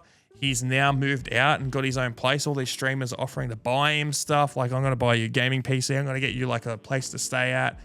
He's making I think it was like 20K a month at the moment off his revenue, and he's blowing up. I bet you his mum is fucking pissed now. Yeah, probably. Yeah, it's just another little thing in the world of online that's just constant drama, honestly. Oh, it Which, doesn't stop. Look, it sucks for him that he's had to live through abuse like that. There's plenty of people riling him online saying things like, some of the stuff people say online is absolutely vile. But there's plenty of people pointing out like, oh, he was just in the right place in the right time. That's not a good way to look at that. That is not. That's not the right place for anyone to be in. No, bad thing happened. Technically they're right, but also the sentiment that you're saying it in that sense isn't nice. No. Like, it's not good.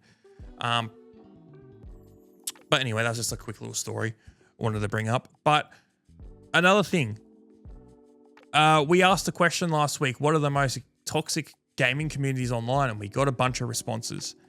So some of the big ones that people were saying, it was the Dead by Daylight community. I have heard some really bad things about them now. So that kept popping up through all the platforms. Quite a few times, yeah. I could be wrong about this, but I think there's like pseudo rules in Dead by Daylight. Like, if this happens, you need to do this, that actually aren't enforced in game, but like it's a general rule. It's an unspoken rule in the community. If someone throws like an obstacle in front of you, you've got to wait a second before you go over it. It was like little weird things like that. And if you break them, people have gotten death threats. Like, if you're new to this game, you don't know all the weird, obscure rules that they have inside the community, you will get shit on. Beans, like, directly said that. She said, yeah, I've had bad experiences with the Dead by Daylight community. Yeah. And it's been pretty bad. Another example that we got in our comments of toxic communities was Rust. Rust can have some very, very toxic players. And I think because it leans into that style of gameplay like Ark and like Conan Exiles, where it's like there's a lot of people who are just on that game non-stop. Yeah, and because you sink so much time into it, and like I've had some horrific experiences with random people on Ark. I've also had some amazing experiences with random people on Ark, but yeah, Rust is one of those things where it's like everything you see about it is either people on like the highest of highs or it's people just being absolute pieces of trash. Yep. Yeah. And it's just this is a bad platform. Was there any other ones you guys could think of? League of Legends. We already talked about. Yeah, League and Dota kind of fall into that pit very quickly. Yep. Like their fan base is either like super welcoming and open and friendly, or they're just the pits. Yes, and it's just very, very bad. And sadly, that's what a lot of online gaming has turned into. You guys mentioned Destiny last week. Yeah, we had a few comments, people bringing up Destiny. I never really got the toxic fan base. It wasn't everyone, but it was when you were doing raids and stuff, you go into the app and there was LFGs, all that kind of stuff. Yeah. So many of those people, when you join to do a raid, they're like, cool. Do you know how to do this thing? Can you do this, and then you don't have this one weapon? Fucking kicked. Yeah. There was some pretty bad stuff, and then Trials of Asylum, like the PvP, the sweaty stuff had some bad stuff too when you were joining fire teams. Yeah. So had its moments. Yeah, no, I'm not surprised with that. Aside from that, it's pretty alright. I've had some shit stains on Warframe, like where you just join a random squad and like people will be like, "Why the fuck are you using that particular frame? Like, what's your build? Oh, that's a shit build." Blah blah. It tracks that pretty bad. Yeah, but they've been so few and far between. Majority of the Warframe community is just amazing. Yeah, it's just the bad ones are very bad. Yes. Yeah. Yes. I think it was more a Destiny 1 problem than a Destiny 2 Then Destiny 2? Yeah, that's fair. Well, but with that, we've only got a couple more things on our list. Was there anything you guys wanted to say? I didn't have a huge amount. Yeah, you guys didn't really bring much this week. Well, most of my stuff was stuff you already had. Tom just had to bring it all. No, you had a question, Zach, this week. I did have a question. It's the questions come from a YouTube video I've seen and I haven't watched yet, but So you haven't even watched the video. I told you this. I know he was. I don't know. I was getting mixed up when he was saying that. I told you. To bring it I up. saw the thumbnail and I'm like, damn, I should watch that. But Yep. So it's a Darkest Dungeon Nuzlocke. And it made me think, what is the hardest thing the audience and you guys have done in a game or just games in What's general? like the hardest achievement that you've done What's in a the game? hardest achievement you've done? Yeah. I got a couple of examples. I remember playing when I first got my PS4, I got like the first of like 2 or 3 remasters of The Last of Us. And I played it on Grounded, which was pretty hard. But my biggest one, which sort of relates to the question that we had before about losing progress, was I beat Metal Gear Solid 3 on European Extreme, which is extremely difficult. But I didn't lose progress. I accidentally played it on the wrong account. Oh. So I was a big achievement hunter back in the day, and I believe there was an achievement for that, and I didn't get it because it was on my other account and not my primary account. That was pretty shit. And that was very hard, but like, that's probably the hardest things I can think of recent. I don't know, even recent. That was a while ago. That was 10 plus years ago. What about you? I mean, I've never thrown a controller in anger. That's probably some sort of achievement. Yeah, you've never played FIFA. No, never. I respect myself too Now, much. I had a mate who used to go through controllers a fair bit playing FIFA. We've all got a mate like that every other week they're like, yeah, I can't play tonight. Screwed my controller over. I had bite marks on my controller when I used to get angry sometimes. Not very often. I very rarely got really angry at a game, and it was always when you could tell the game was just unfair. It wasn't a skill level thing. Because there's time you'll get pissed at a game if you die or whatever. It's something hard, but if you know it was you stuffing up, you can look past it. Yep. That's what gets me the angriest about games, where it's something that I have zero control over. It's just like, why the fuck is the computer auto-guarding? Why the hell is this happening? What? Very quick sub-question building off Zach's, and we'll go back to what the hardest thing was. What's your, when you've lost it, what's your, do you throw the controller? Do you hit the table? What's your rage out mechanic thing? I mean, like, I don't really rage that much at games anymore. It's very rare. And like even last night when I lost all that progress in System Shock, I was just like, oh, fuck this, man. Like I just said, oh, fuck this or whatever. And I was like, oh, I'm not dealing with this. I think the only thing I do remember is when I was a kid playing some games, like usually I have like a TV and I'd be on like my bed, I'd just hit my bed or something like that. Yep. And I said I had bitten my controller as a kid as well. I usually just hit myself in the thigh like an idiot. Yeah, that's I'm usually With the controller or just with the open hand? I'd usually open hand. what a bah, bah, bah. Hopefully the outer thigh, not the inner thigh with the controller. That's getting a bit too close to right on top. to delicate parts. Yeah, my go-to is like usually just smacking the top of my table. I hit my table so hard my computer blue screened once. Oh, you're an idiot. I'm going to break my monitor. Anyway, hardest thing I've done is beating Lingering Will on critical mode. It's Kingdom Hearts 2 boss. I've beat all the bosses in that. Kingdom Hearts 2, it's a children's game. You're going to make some people angry with that. Literally got Mickey Mouse in it. The other one I've beat Got the Mouseketeers as well. God of War Ragnarok on the hardest difficulty. Like Yeah, that's pretty hard. First try. Not first try, like my first I didn't run die. through. I just killed everyone straight yes. away, one hand. I think I did most of Ghost of Yotei on the hardest difficulty too. Pretty much all of it, except for the secret boss. I don't know if you finished it though. I don't remember, honestly, a lot of them. Those are probably the 3 hardest. I think I played a beat Halo 3 on Lasso back in the day. That was I think pretty you hard. mentioned that, yeah. Yeah. I vaguely remember that, but I don't think I got a trophy or achievement for that, so maybe I didn't. I don't remember. I once I play through a game, it's rare that I'll go back and play through it again unless it really sits with me. Like there's a lot of games I go and play time and time and time again, but it's like usually because they're a comfort thing or because like it's just a game I really enjoy. I don't usually go back and then play a game on a higher difficulty. If I've played through it on normal, it's usually just, well, that was fun. What's the next game going to be? Yes. I think like the Halo games were definitely ones that I went back and played time and time again on harder difficulties because I didn't have any other games. Like it was a very limited selection. But as I got more disposable income, that library very quickly ballooned. Yeah. That's a big reason I just start playing games on the harder difficulty most of the time because I know that I'm probably not going to go back and play it, but I like having a challenge. Yeah, that's fair. Yeah. I mean, I will be doing that with Metal Gear this week. Like, yeah, so question for the audience, what's the most challenging thing you've done in a game?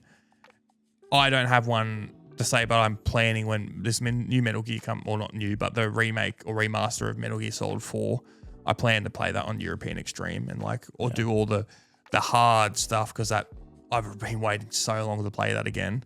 I think actually I might have one. I did one of the what were they called in Smash Brothers? 99 Man Melee or something. I did one of like the hardest levels in where that. you got to like fight off like all the you got to fight off 99 CPUs stocks. basically. Yeah. And they like there's some modes where like they start easy and then slowly grow higher. I think for like a challenge one day we were just like let's just start it at like level 9 or whatever the highest thing was and we'll just see how far we can get through. And me and a mate, like we died a few times and I had to restart, but we eventually got through and like actually completed it. And it was just like, yep, we're happy now. We've done that. It's taken us like 2 hours, but very happy. Nice. I do think there is some games like things like that I just can't remember. One thing I will say is I feel like there's definitely things in games where it's like, for example, you're playing some type of game and there's a hard mission or something and you try it for hours on end and you just don't make progress and it pisses you the fuck off and you just touch it again tomorrow, you leave it or like go to sleep, something, wake up and you just do it straight away the first time. There's been so many times I've had stuff like that. It's very similar to when I play guitar. It will be times where I'm trying to learn something. I'm like, I just can't do this. I've been practicing for 2 hours. I just can't do it. And then I get up the next day, plug in straight away. Like, I didn't even try and I did it straight away. I have a kind of reverse of that where I'll go and try and play games from my childhood and I just can't. I cannot get past bits or like I used to get through this first time every time when I was 12. Why am I struggling with this thing now? It's because you're playing it from 3:30 to 7 o'clock every day when you were 12 because there's nothing else to do after school. And it's just like you just don't have the muscle memory for it anymore. It's like, I know I've still got the skill because I can do the later levels with no problem. But this much earlier, supposedly easier part, I'm struggling It's just with. not happening. Why? Yeah. Oh, well. Yeah. Well, I mean, we've got a couple more things to talk about, but I don't think it's anything to really worry about. The only thing I was going to talk about is, do you see that fucking robot that beat Usain Bolt's I haven't record? seen this. You told me about this, but I haven't seen this. Let's have a look. Yeah. Okay, so look at this. Humanoid robot games is underway in Beijing. Oh, that's hectic. The bots are competing in a wide range. I didn't know it was a full-on Olympics for robots. That's kind of hectic. And even firefighting. Damn, Skynet is real. The manufacturer says its humanoid bot has already run faster than Usain Bolt. Yeah, so look at this. Vicar, is that story? This is fucking crazy. Look at him. Oh, go look at him. Wow. Jesus. That would be, imagine that thing fucking running at you. Damn clanker. Yeah, that would be fucking scary as fuck because it's... Speed. I do love that. They gotta run straight into the fucking crash pad. And they got the stretcher out. They've got the stretchers for them. This display of precision, power, This is crazy. The robot games. isn't just to prove robots can jump high. What the fuck? It's to show how far this technology has come. If this wasn't on This is- BBC, I oi, think this was AI. This is the new version of the Terracotta Warriors. I was about to say, give this to the guys from Robot Wars. I want to see these things go Yeah. all out. Like, Fucking hell. that would be, They had a boxing one. yeah. That's hectic. Yeah, that's some crazy boca behind her. I can't wait for some real steel in real life. Yeah. Is that child a robot? Like, what's going on? This is crazy. I would go to this thing in a heartbeat. The fucking robot games. Oh, look at the little guy. He's got his hands up. That's yo. hectic. There's no doubt China's robots have made advances in the last year, but the question investors want to know is not just how fast they can run, but can they actually fold laundry? Can this technological spectacle step No, out guys, of we the can't make them sporting our arena slaves. and be This a No. that doesn't go well. No, it's like, only how get them to quickly run can we into turn this walls. into a Oh, workforce? so bro, we they don't- got to deliver Uber now. sport. Oh, Points no. are lost for dropped items and collisions.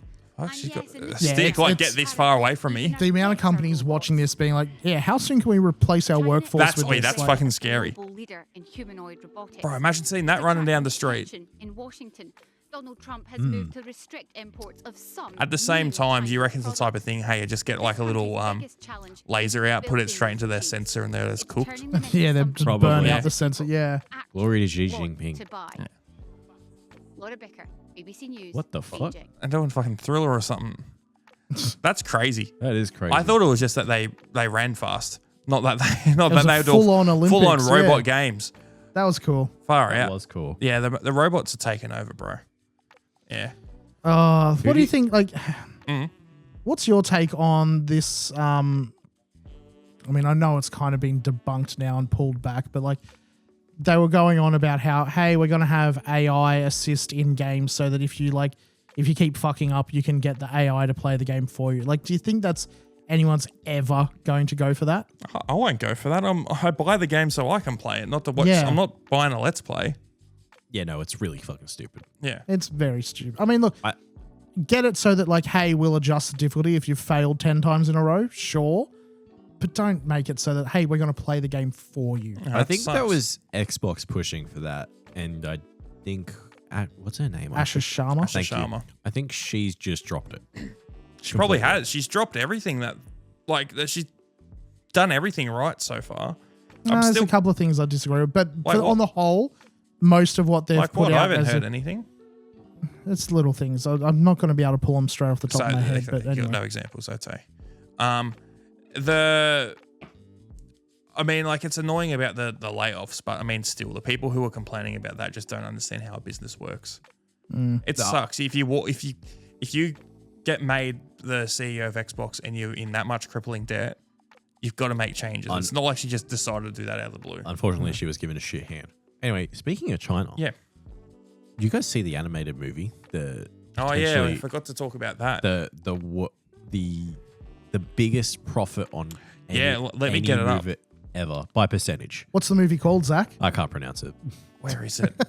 Yeah. Neil or whatever. Yeah. So this movie has, let me get it up. There's an article about it.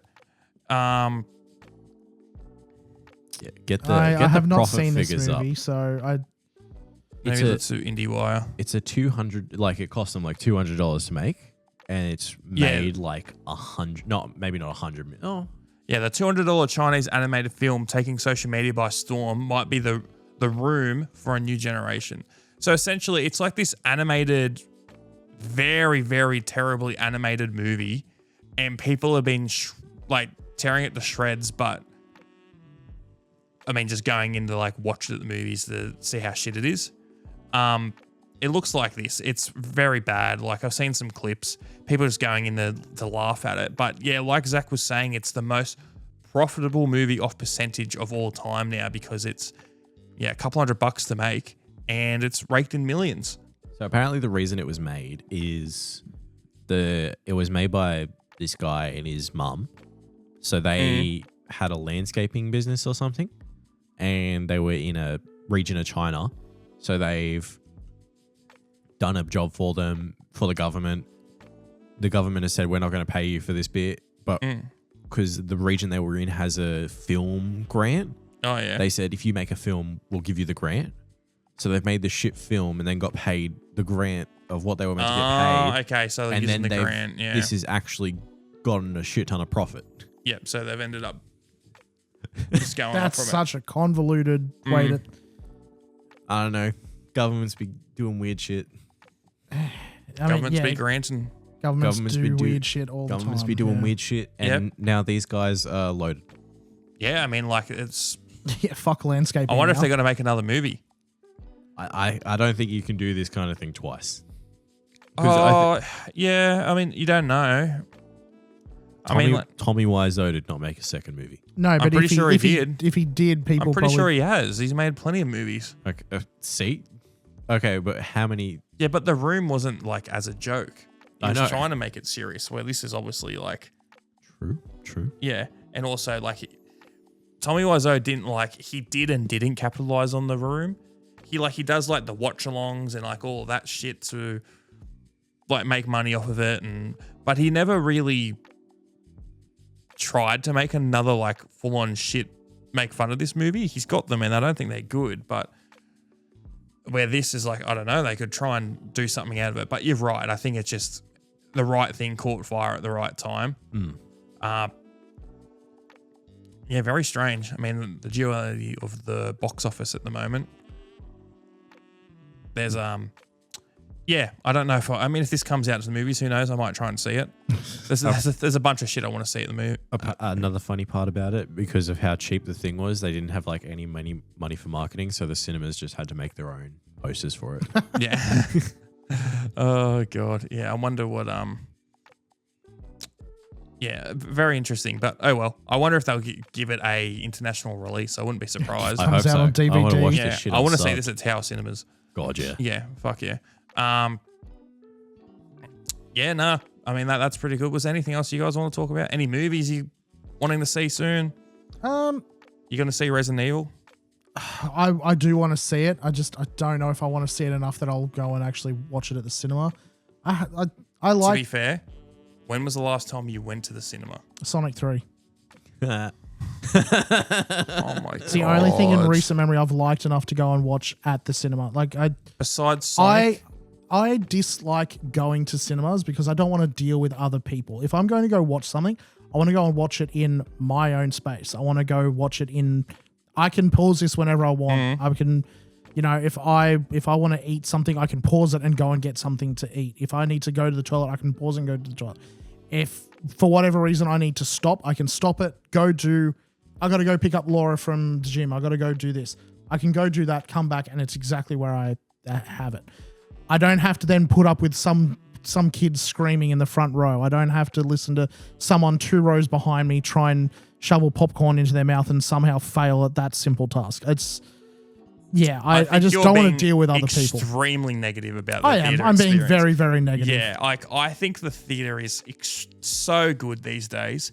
I actually do have some stuff to talk about when I went yesterday, but the theater experience generally is I think so good. I love going to the movies. You need to pick the right time and the right places, but it's so good. Going to Tower Cinemas for everything I've seen has been amazing, besides when I had to sit on the ground for Monty Python. I was about to say, but that's only because there was a bunch of old people and it was a public holiday and they got screwed over a bit. Yeah. I had my first bad cinema experience in probably about 1.5 years, 2 years yesterday when I went and saw End of Oak Street. There was a bunch of Eshays and lads in there. There was I was in the back row with Lizard. There was 2 or 3, maybe 8 seats up from us. And at the theater I was in, it was a steep jump down to the next row. Like they had a barrier and then it went down. And I don't know if they were mates or something was in front of them. And they were throwing popcorn at each other and trying to be funny in the middle of the movie. I'll show something oh, what the fuck? Run, bro. Fucking run, bro. And it's a 12-year-old kid. It's shut up. And it got halfway through the movie and some guy, middle-aged guy, just got pissed and stood up and said, shut up or else I'm going to get someone. And they all just shut up. They thought they were top shit. And from then, dead silent.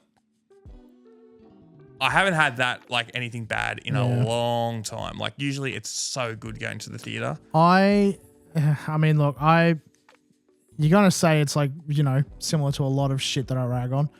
I had a very bad experience. This is going back so long, by the way. Yeah. Did you ever see Book of Eli? No, I know that movie though. Yeah. Yeah. I have a fascination for that movie because it was... You're a big Bible fan. Well, no, it was more that the way the trailer came out, I was like, oh, it's a post-apocalyptic film? Oh, I'm so fucking there for that. Went to go see it with Laura and 2 other friends. Those 2 other friends ruined that first viewing of that movie. I had to I went and bought it on DVD as soon as I could to then rewatch it because I couldn't go back to the movie to watch that thing again. They talked all the way through it to the point where I was borderline yelling at them to shut the fuck up because I had gone there specifically because I wanted to see this movie and they wouldn't if you haven't seen it, the opening scene starts with the main character hunting a cat in a forest for food. And that's the first scene in that movie. Pussy. They started talking right at there, just going, oh, he's not going to kill the cat, is he? Oh, he's straight away they started. And I'm just like, shut up. Whose fault's that? Theirs. It's your fault for bringing them. I didn't know they were going to be like that. I've never gone to a movie with them again. Yeah. Good. Yeah, you just... they're my friends. I love them, but it's also that's just going with annoying I can people. never go to any sort of thing like that with you guys again because I will hit you next time. Yeah. No, I don't feel like I've got anyone that I know that is annoying and will just keep talking over maybe. It's well, you only ever have an experience like that once. It depends because then on you how never do that sort of thing with them again. It depends on how shit the movie is. Yeah. Because I remember watching the Kingsman prequel in the cinema. In the cinema. Yep. It was fucking awful. Yep. Genuinely terrible. There has been some bad movies where I've talked over and it's made it fun. At some point, you're just sitting in there I've got to talk to my friend this whole fucking time. Yeah. But then also there's the inverse. There's some movies you're not going to get the same experience watching at home, at all. You never will, but there's sometimes where it's extremely heightened to watch it in the theater. You came with me when we saw Akira. Yeah, it was good, really, really good. That was fucking hectic to watch that in the theater. I was I've watched that movie probably about, 8 or 9 times. Watching it in the theater was by far the best way. I agree with you that there's stuff that it's never going to be the same. I would have loved when I went to go see, what was it? Battle of Gods? When I went to go see Dragon Ball. Yep. If that had been that should have been the ideal experience for that. But it was ruined by all the fucking nerds down the front screaming Kamehameha every 30 seconds. That's the problem because it's a Dragon Ball movie. That's why I had this exact same experience. It's just shut the fuck up and just watch the movie. We all know that he's going to say those words. You don't have to join in. Yeah, You're not a professional voice actor. Yeah. Shut up.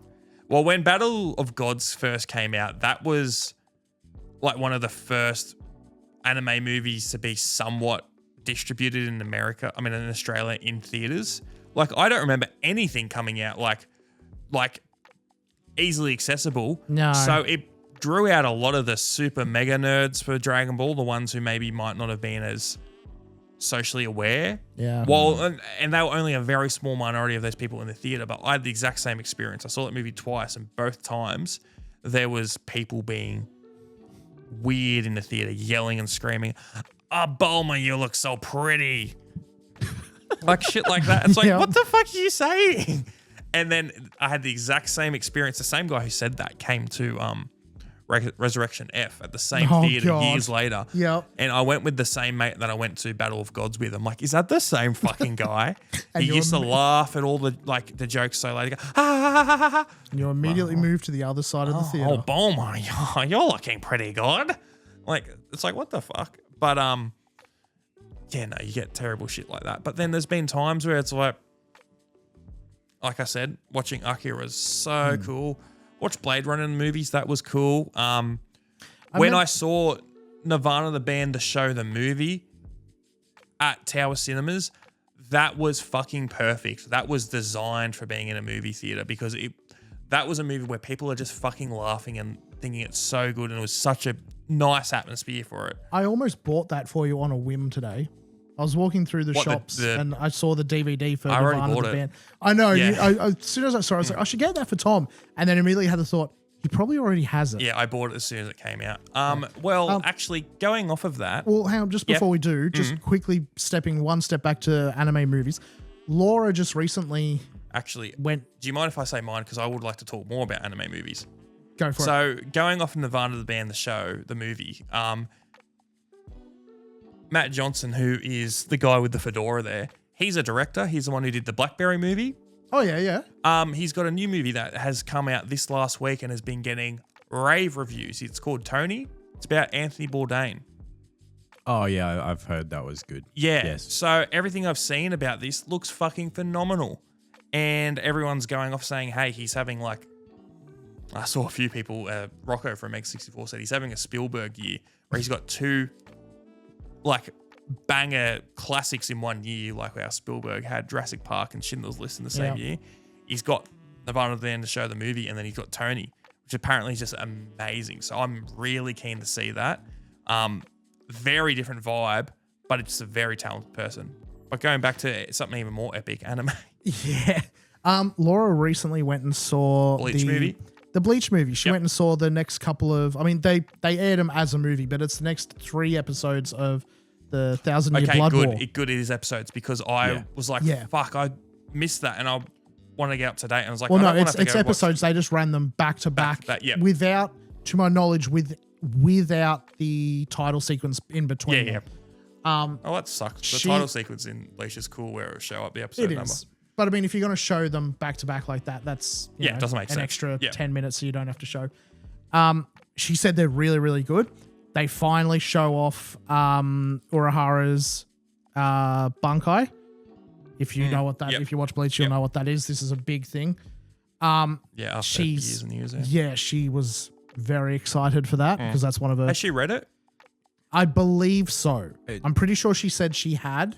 It was it was nice that seeing this because there's stuff that they showed in it that was not in the manga. Well, I read Bleach as it came out, and I mean, not from the start. I was like 4 when Bleach started, or like 3 or something. But I read Bleach probably for the last 5 years of it coming out weekly, and the problem with Bleach at the end of it was that Shonen Jump said, hey, I forgot how much time they gave Kubo. They gave him it was only like 5 or 6 weeks. He got 5 chapters to wrap this whole thing up. And it was like 15 years worth of content, and they were saying wrap it up in like 5 weeks, and he had this big plan. So the end of Bleach is super rushed.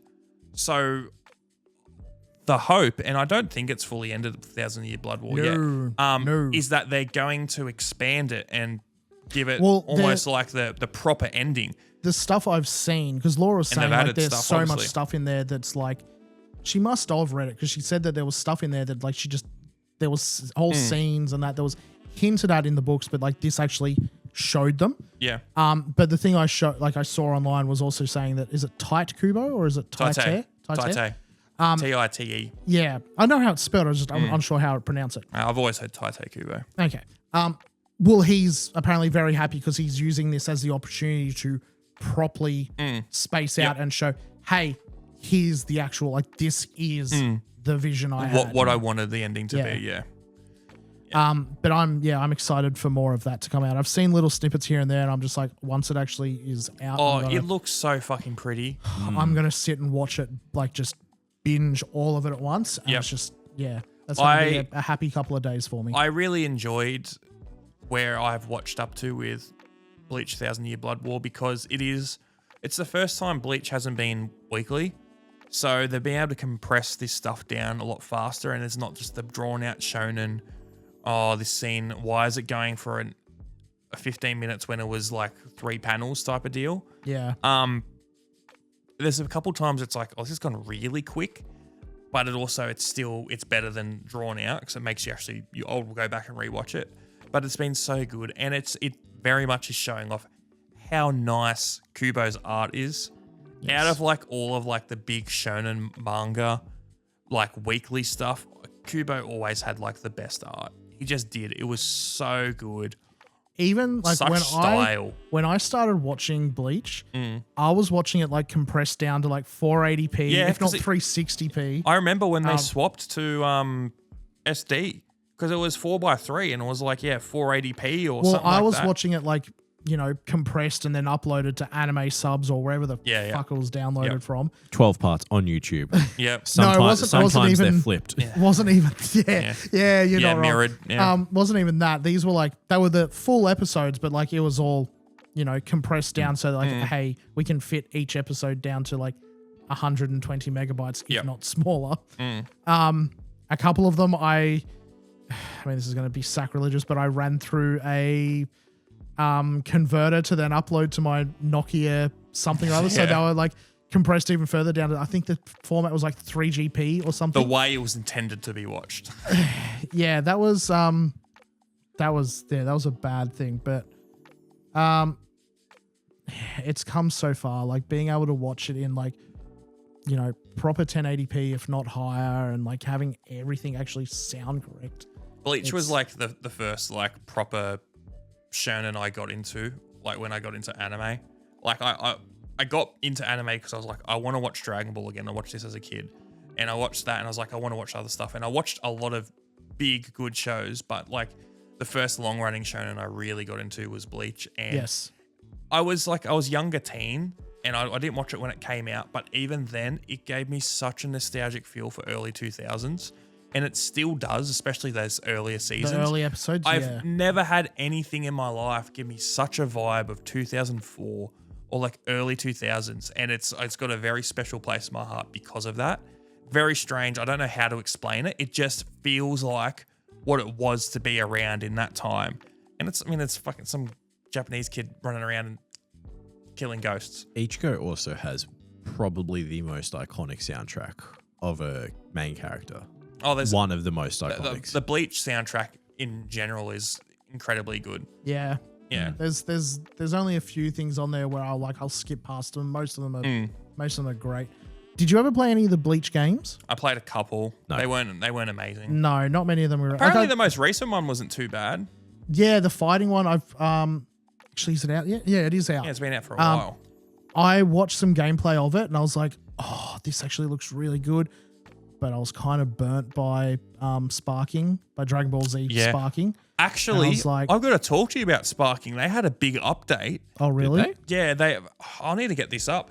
They added like a roguelite mode into it or something. What? Yeah, that sounds hectic. I'm pretty sure. That might be what gets me back into it. Before we get too far into this, while we're on the topic of shonens, I don't know if either of you care. Haikyuu got its next movie announced, and it's going to have an anime alongside it. So I never really got into Haikyuu. Haikyuu's goated. I love Haikyuu. Is that the volleyball It's one? the volleyball one. Okay. Or the kid with orange hair that season go. Season 3 of Haikyuu is unironically one of the best seasons of anime. I'll take your word for that. It's so good. Anyway, let me see. Get back to this. This sounds hectic. This is just talking about accept all. I saw it on the PlayStation store. So Limit Breaker Journey, is that it? Maybe. Added an option to choose whether to keep or re-roll battle arts, sub-skill when clearing through game or normal higher, blah, blah, blah.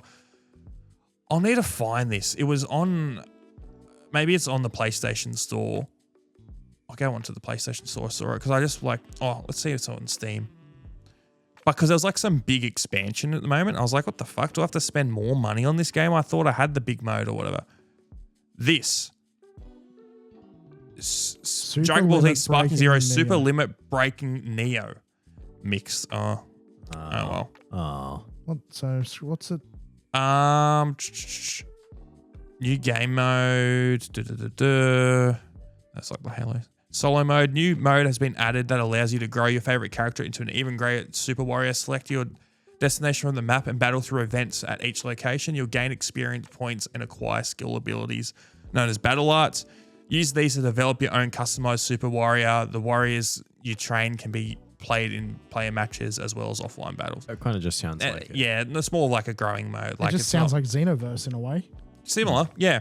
Yeah. They added like 30 characters. Xenoverse 3. Did that get When's that announced? supposed to? It was announced. When's it supposed to come out? No idea. Because I know there was wouldn't mind there was a Xenoverse trailer 3. there was a trailer put out for it. I liked 2. I never really played 2. I played a fuck ton of 1. I think played it was, a lot of 1. It was 2. too close to the original one coming out for me to jump on it, I think. Yeah. I played more of 2 than 1. Yeah, well, I think it became like free to play at one point or something. Kind of.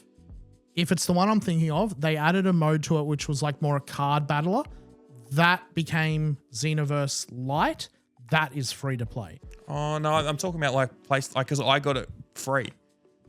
Might have just been like a monthly thing or something. Maybe on PlayStation Plus. But I hope they if they do a 3 that it's better than. I liked 2 a lot. I played it too much, but I hope it's not at some point you get Super Saiyan and just start spamming blasts. Yeah. It'll be very limited. I mean, my goal of that was like because I had played so much of 1, and then when was it Battle of Gods came out? Yeah, and then they added in the content for that. I think they added that to Xenoverse. Battle of Gods came out well and truly before Xenoverse. Xenoverse came out like it came out around Resurrection F, if not like a year or 2 after that. It was before the Broly movie. It was well before the Broly movie. Yeah, no.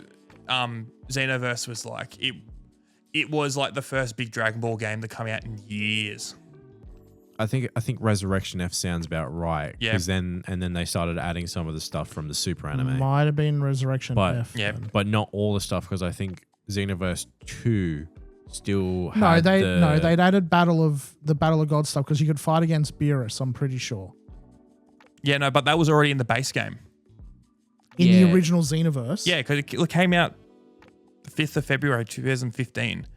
Battle of Gods release date was like 2013 or It something. would have been around that time. Battle of Gods release date. I know I spelled that wrong, but whatever. Yeah, 2013. Brock, we've had time and time again. I'm sure that it got added after the fact. No, because you fight Frieza and you fight Beerus and Whis in the main story of that game.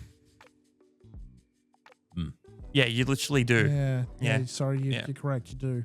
So yeah, don't doubt me, And bro. there's weird time shit, but I think it stops before Resurrection F, like the story of Xenoverse 1. Well, maybe that's what I'm thinking. Maybe they added Golden Frieza and Yeah, I think Goku that was added. Blue to it. I think so. That might be what I'm thinking. See, look at that. Yeah, Xenoverse 2 only came out like a year and a half after the first one, but then they pushed this. Xenoverse 3 planned for 2027. Hell yeah. That's crazy. So 2 was 2016, and they 11 years to the sequel. Well, I mean, they were working on Sparking, and then they had Kakarot, which I never played. Yeah. Apparently, that was pretty good. A lot of the stuff up and from down Kakarot, about it, yeah. A lot of stuff from Kakarot made it into Sparking. Yeah, I did hear people really like Kakarot because it added like some Dragon Ball DLC, like a Budokai Tenkaichi, like going off like the end of the original Dragon Ball series. Yeah, they also kinda added cool. some what if scenarios as well, apparently. Yeah, that's always good. Well, I can't really think of anything else this week. I mean, wasn't anything else anime wise, I guess, since we're on that topic. This is the anime crew at the moment. I don't think anything. Haikyuu was my big news for anime. I haven't watched any anime in so long. Yeah, I need to watch ReZero's newest season still.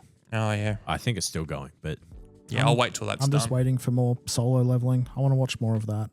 Mm. That's been the biggest anime thing for me in a while. It's been the only thing that's sort of kept my focus on it. Everything else I've tried has been like, oh, this is all right, and then I've just slowly, yeah. I do like that Crunchyroll's apparently, like, well, not apparently, they're adding like the first couple of episodes of a whole bunch of stuff to YouTube, so you can like just watch it and get an idea for, oh yeah, this actually looks good. And then, at the end of every episode is like, if you want to see more, come over to Crunchyroll. This might be old news, and I heard this secondhand from another podcast, but apparently, so Good Smile? No. I think it's Good Smile, or like, oh, whatever. There's a company that imports or does a lot of like anime figures in America and around the world. Crunchyroll bought them a few years ago and converted their shop sort of into the Crunchyroll shop. Again, this could be old news, and I don't know how true it is, but I've heard that apparently now they've gotten rid of that shop, but you can only access it if you've like a special tier of Crunchyroll member. What? So you can't buy anything from the shop unless you already pay for like the premium top level Crunchyroll or something like that. If that's true, that sounds so shitty. Yeah, really shit. Sounds like a Crunchyroll thing to do. It does sound like Crunchyroll. Crunchyroll is a very strange company. I feel like they had a bit of a soul 10, 15 years ago when they were coming up. I mean, did you ever use Crunchyroll, OG Crunchyroll? Because Crunchyroll used to be a pirating website. I don't know. Yeah, that's where they started from. Not Crunchyroll. Laura had Crunchyroll. I used Anime Lab a lot more. Anime Lab, when that first came out, was fucking hectic. Yeah. For about 18 months, it was just anime for free without ads. Yeah. And they had so much stuff on there. Like, I mean, so much stuff for something that was completely free and had an app that was getting updated, blah, blah. Then you eventually had to pay for it and it was okay. And then they just got rid of it. Yeah. Because it's just all licensing shit that goes in the licensing hell. And then I think I went from having an Anime Lab subscription to a Funimation subscription. I think they were bought by Funimation.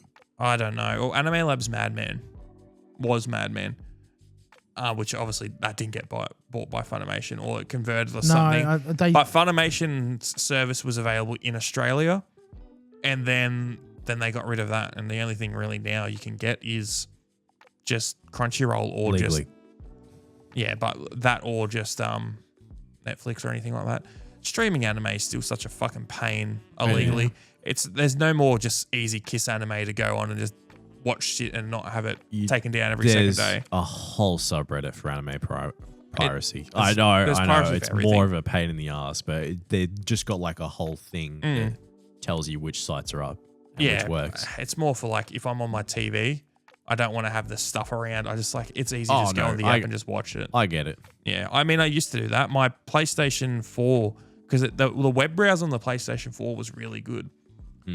It perpetually, and I bet you if I plugged it in now and connected to the internet, it will be just the URL for Kiss Anime there. Yeah. It was always open, and I'll just watch shit every night. It was so easy. Ads would still pop up, and there'll be annoyances, but it was so easy. And that's how I started watching it. And now you can't even do that. I used to have Crunchyroll. I got rid of it. Yeah, I probably need to get rid of it. I think I got like a year thing or something. I won't touch it for 4 or 5 months, and then I'll just binge a show. I had it on my Wii U. I think I opened it like maybe 3 times. Yeah. Yeah, I downloaded it with the intent to like, oh cool, I can just watch anime straight on this. Don't think I ever actually used it. I opened it a couple of times, looked through what was there. I was like, oh, this is cool, and then never used it. Yeah. I want to watch it on my TV. I just get it up on my laptop, and then all the very legal websites have you can still just cast it to your TV. Yeah. From my laptop. It's great. Yeah, I don't cast them. I just watch the shit straight on there. You can do it through the web browser. Oh yeah, I definitely could do that, but I just like being able to control it through my laptop better. I just don't like that sometimes when there is input delay or stuff ups with casting. I will say AirPlay has come so fucking far. Years ago that was so shit. Now it is so incredibly good for what it is. Yeah. I mean, it all depends on the internet and things like that, but oh well. Well, with that, is there anything else you guys have got to say? I don't have anything else. And we talked about all the big stuff this week. Grand Theft Auto was definitely the biggest thing, but that's still developing, so we'll see what happens in the next few days. The only other thing, it was a very, very quick thing. I was just seeing if we've got we'll get a response later. But we might have locked in a very big guest. Oh, yes. Which will hopefully be in the next few weeks. I'm not going to say anything just in case anything does fall through. But we were actually approached by someone who asked to come on. So we might have a big guest coming soon, by far our biggest. So keep an eye peeled out there. And again, we've got stuff in the works. I just farted. Well done, Tom. Nice. Yeah, we say this every week. We do have all this other content that we're like slowly building up to try and just it's been so it's busy with everything else going on, and it's been a very busy time. It hasn't helped that one or more of us is like usually unavailable these last 3 months, 4 months. Yeah, we don't have. Brock and I have 1 day off the same now, or 2 days off the same now. Ben has 1 day the same off as me, but doesn't have the same as Brock, so we can't really do anything in the days anymore. Yeah. It helps that you guys live very close to the studio, so yes. For you it's a bit of a stuff around, but you're very easy to work with that stuff. But yeah, no, there's a lot of stuff, and then Zach's around the corner as well. Yeah. He's cleaning the back, but we might fire him. He keeps the car park clean. We can't fire him. No, he doesn't. All right, with that, Brock, is there anything you got to say? We will save it there. All right, see you everyone. Bye. Bye.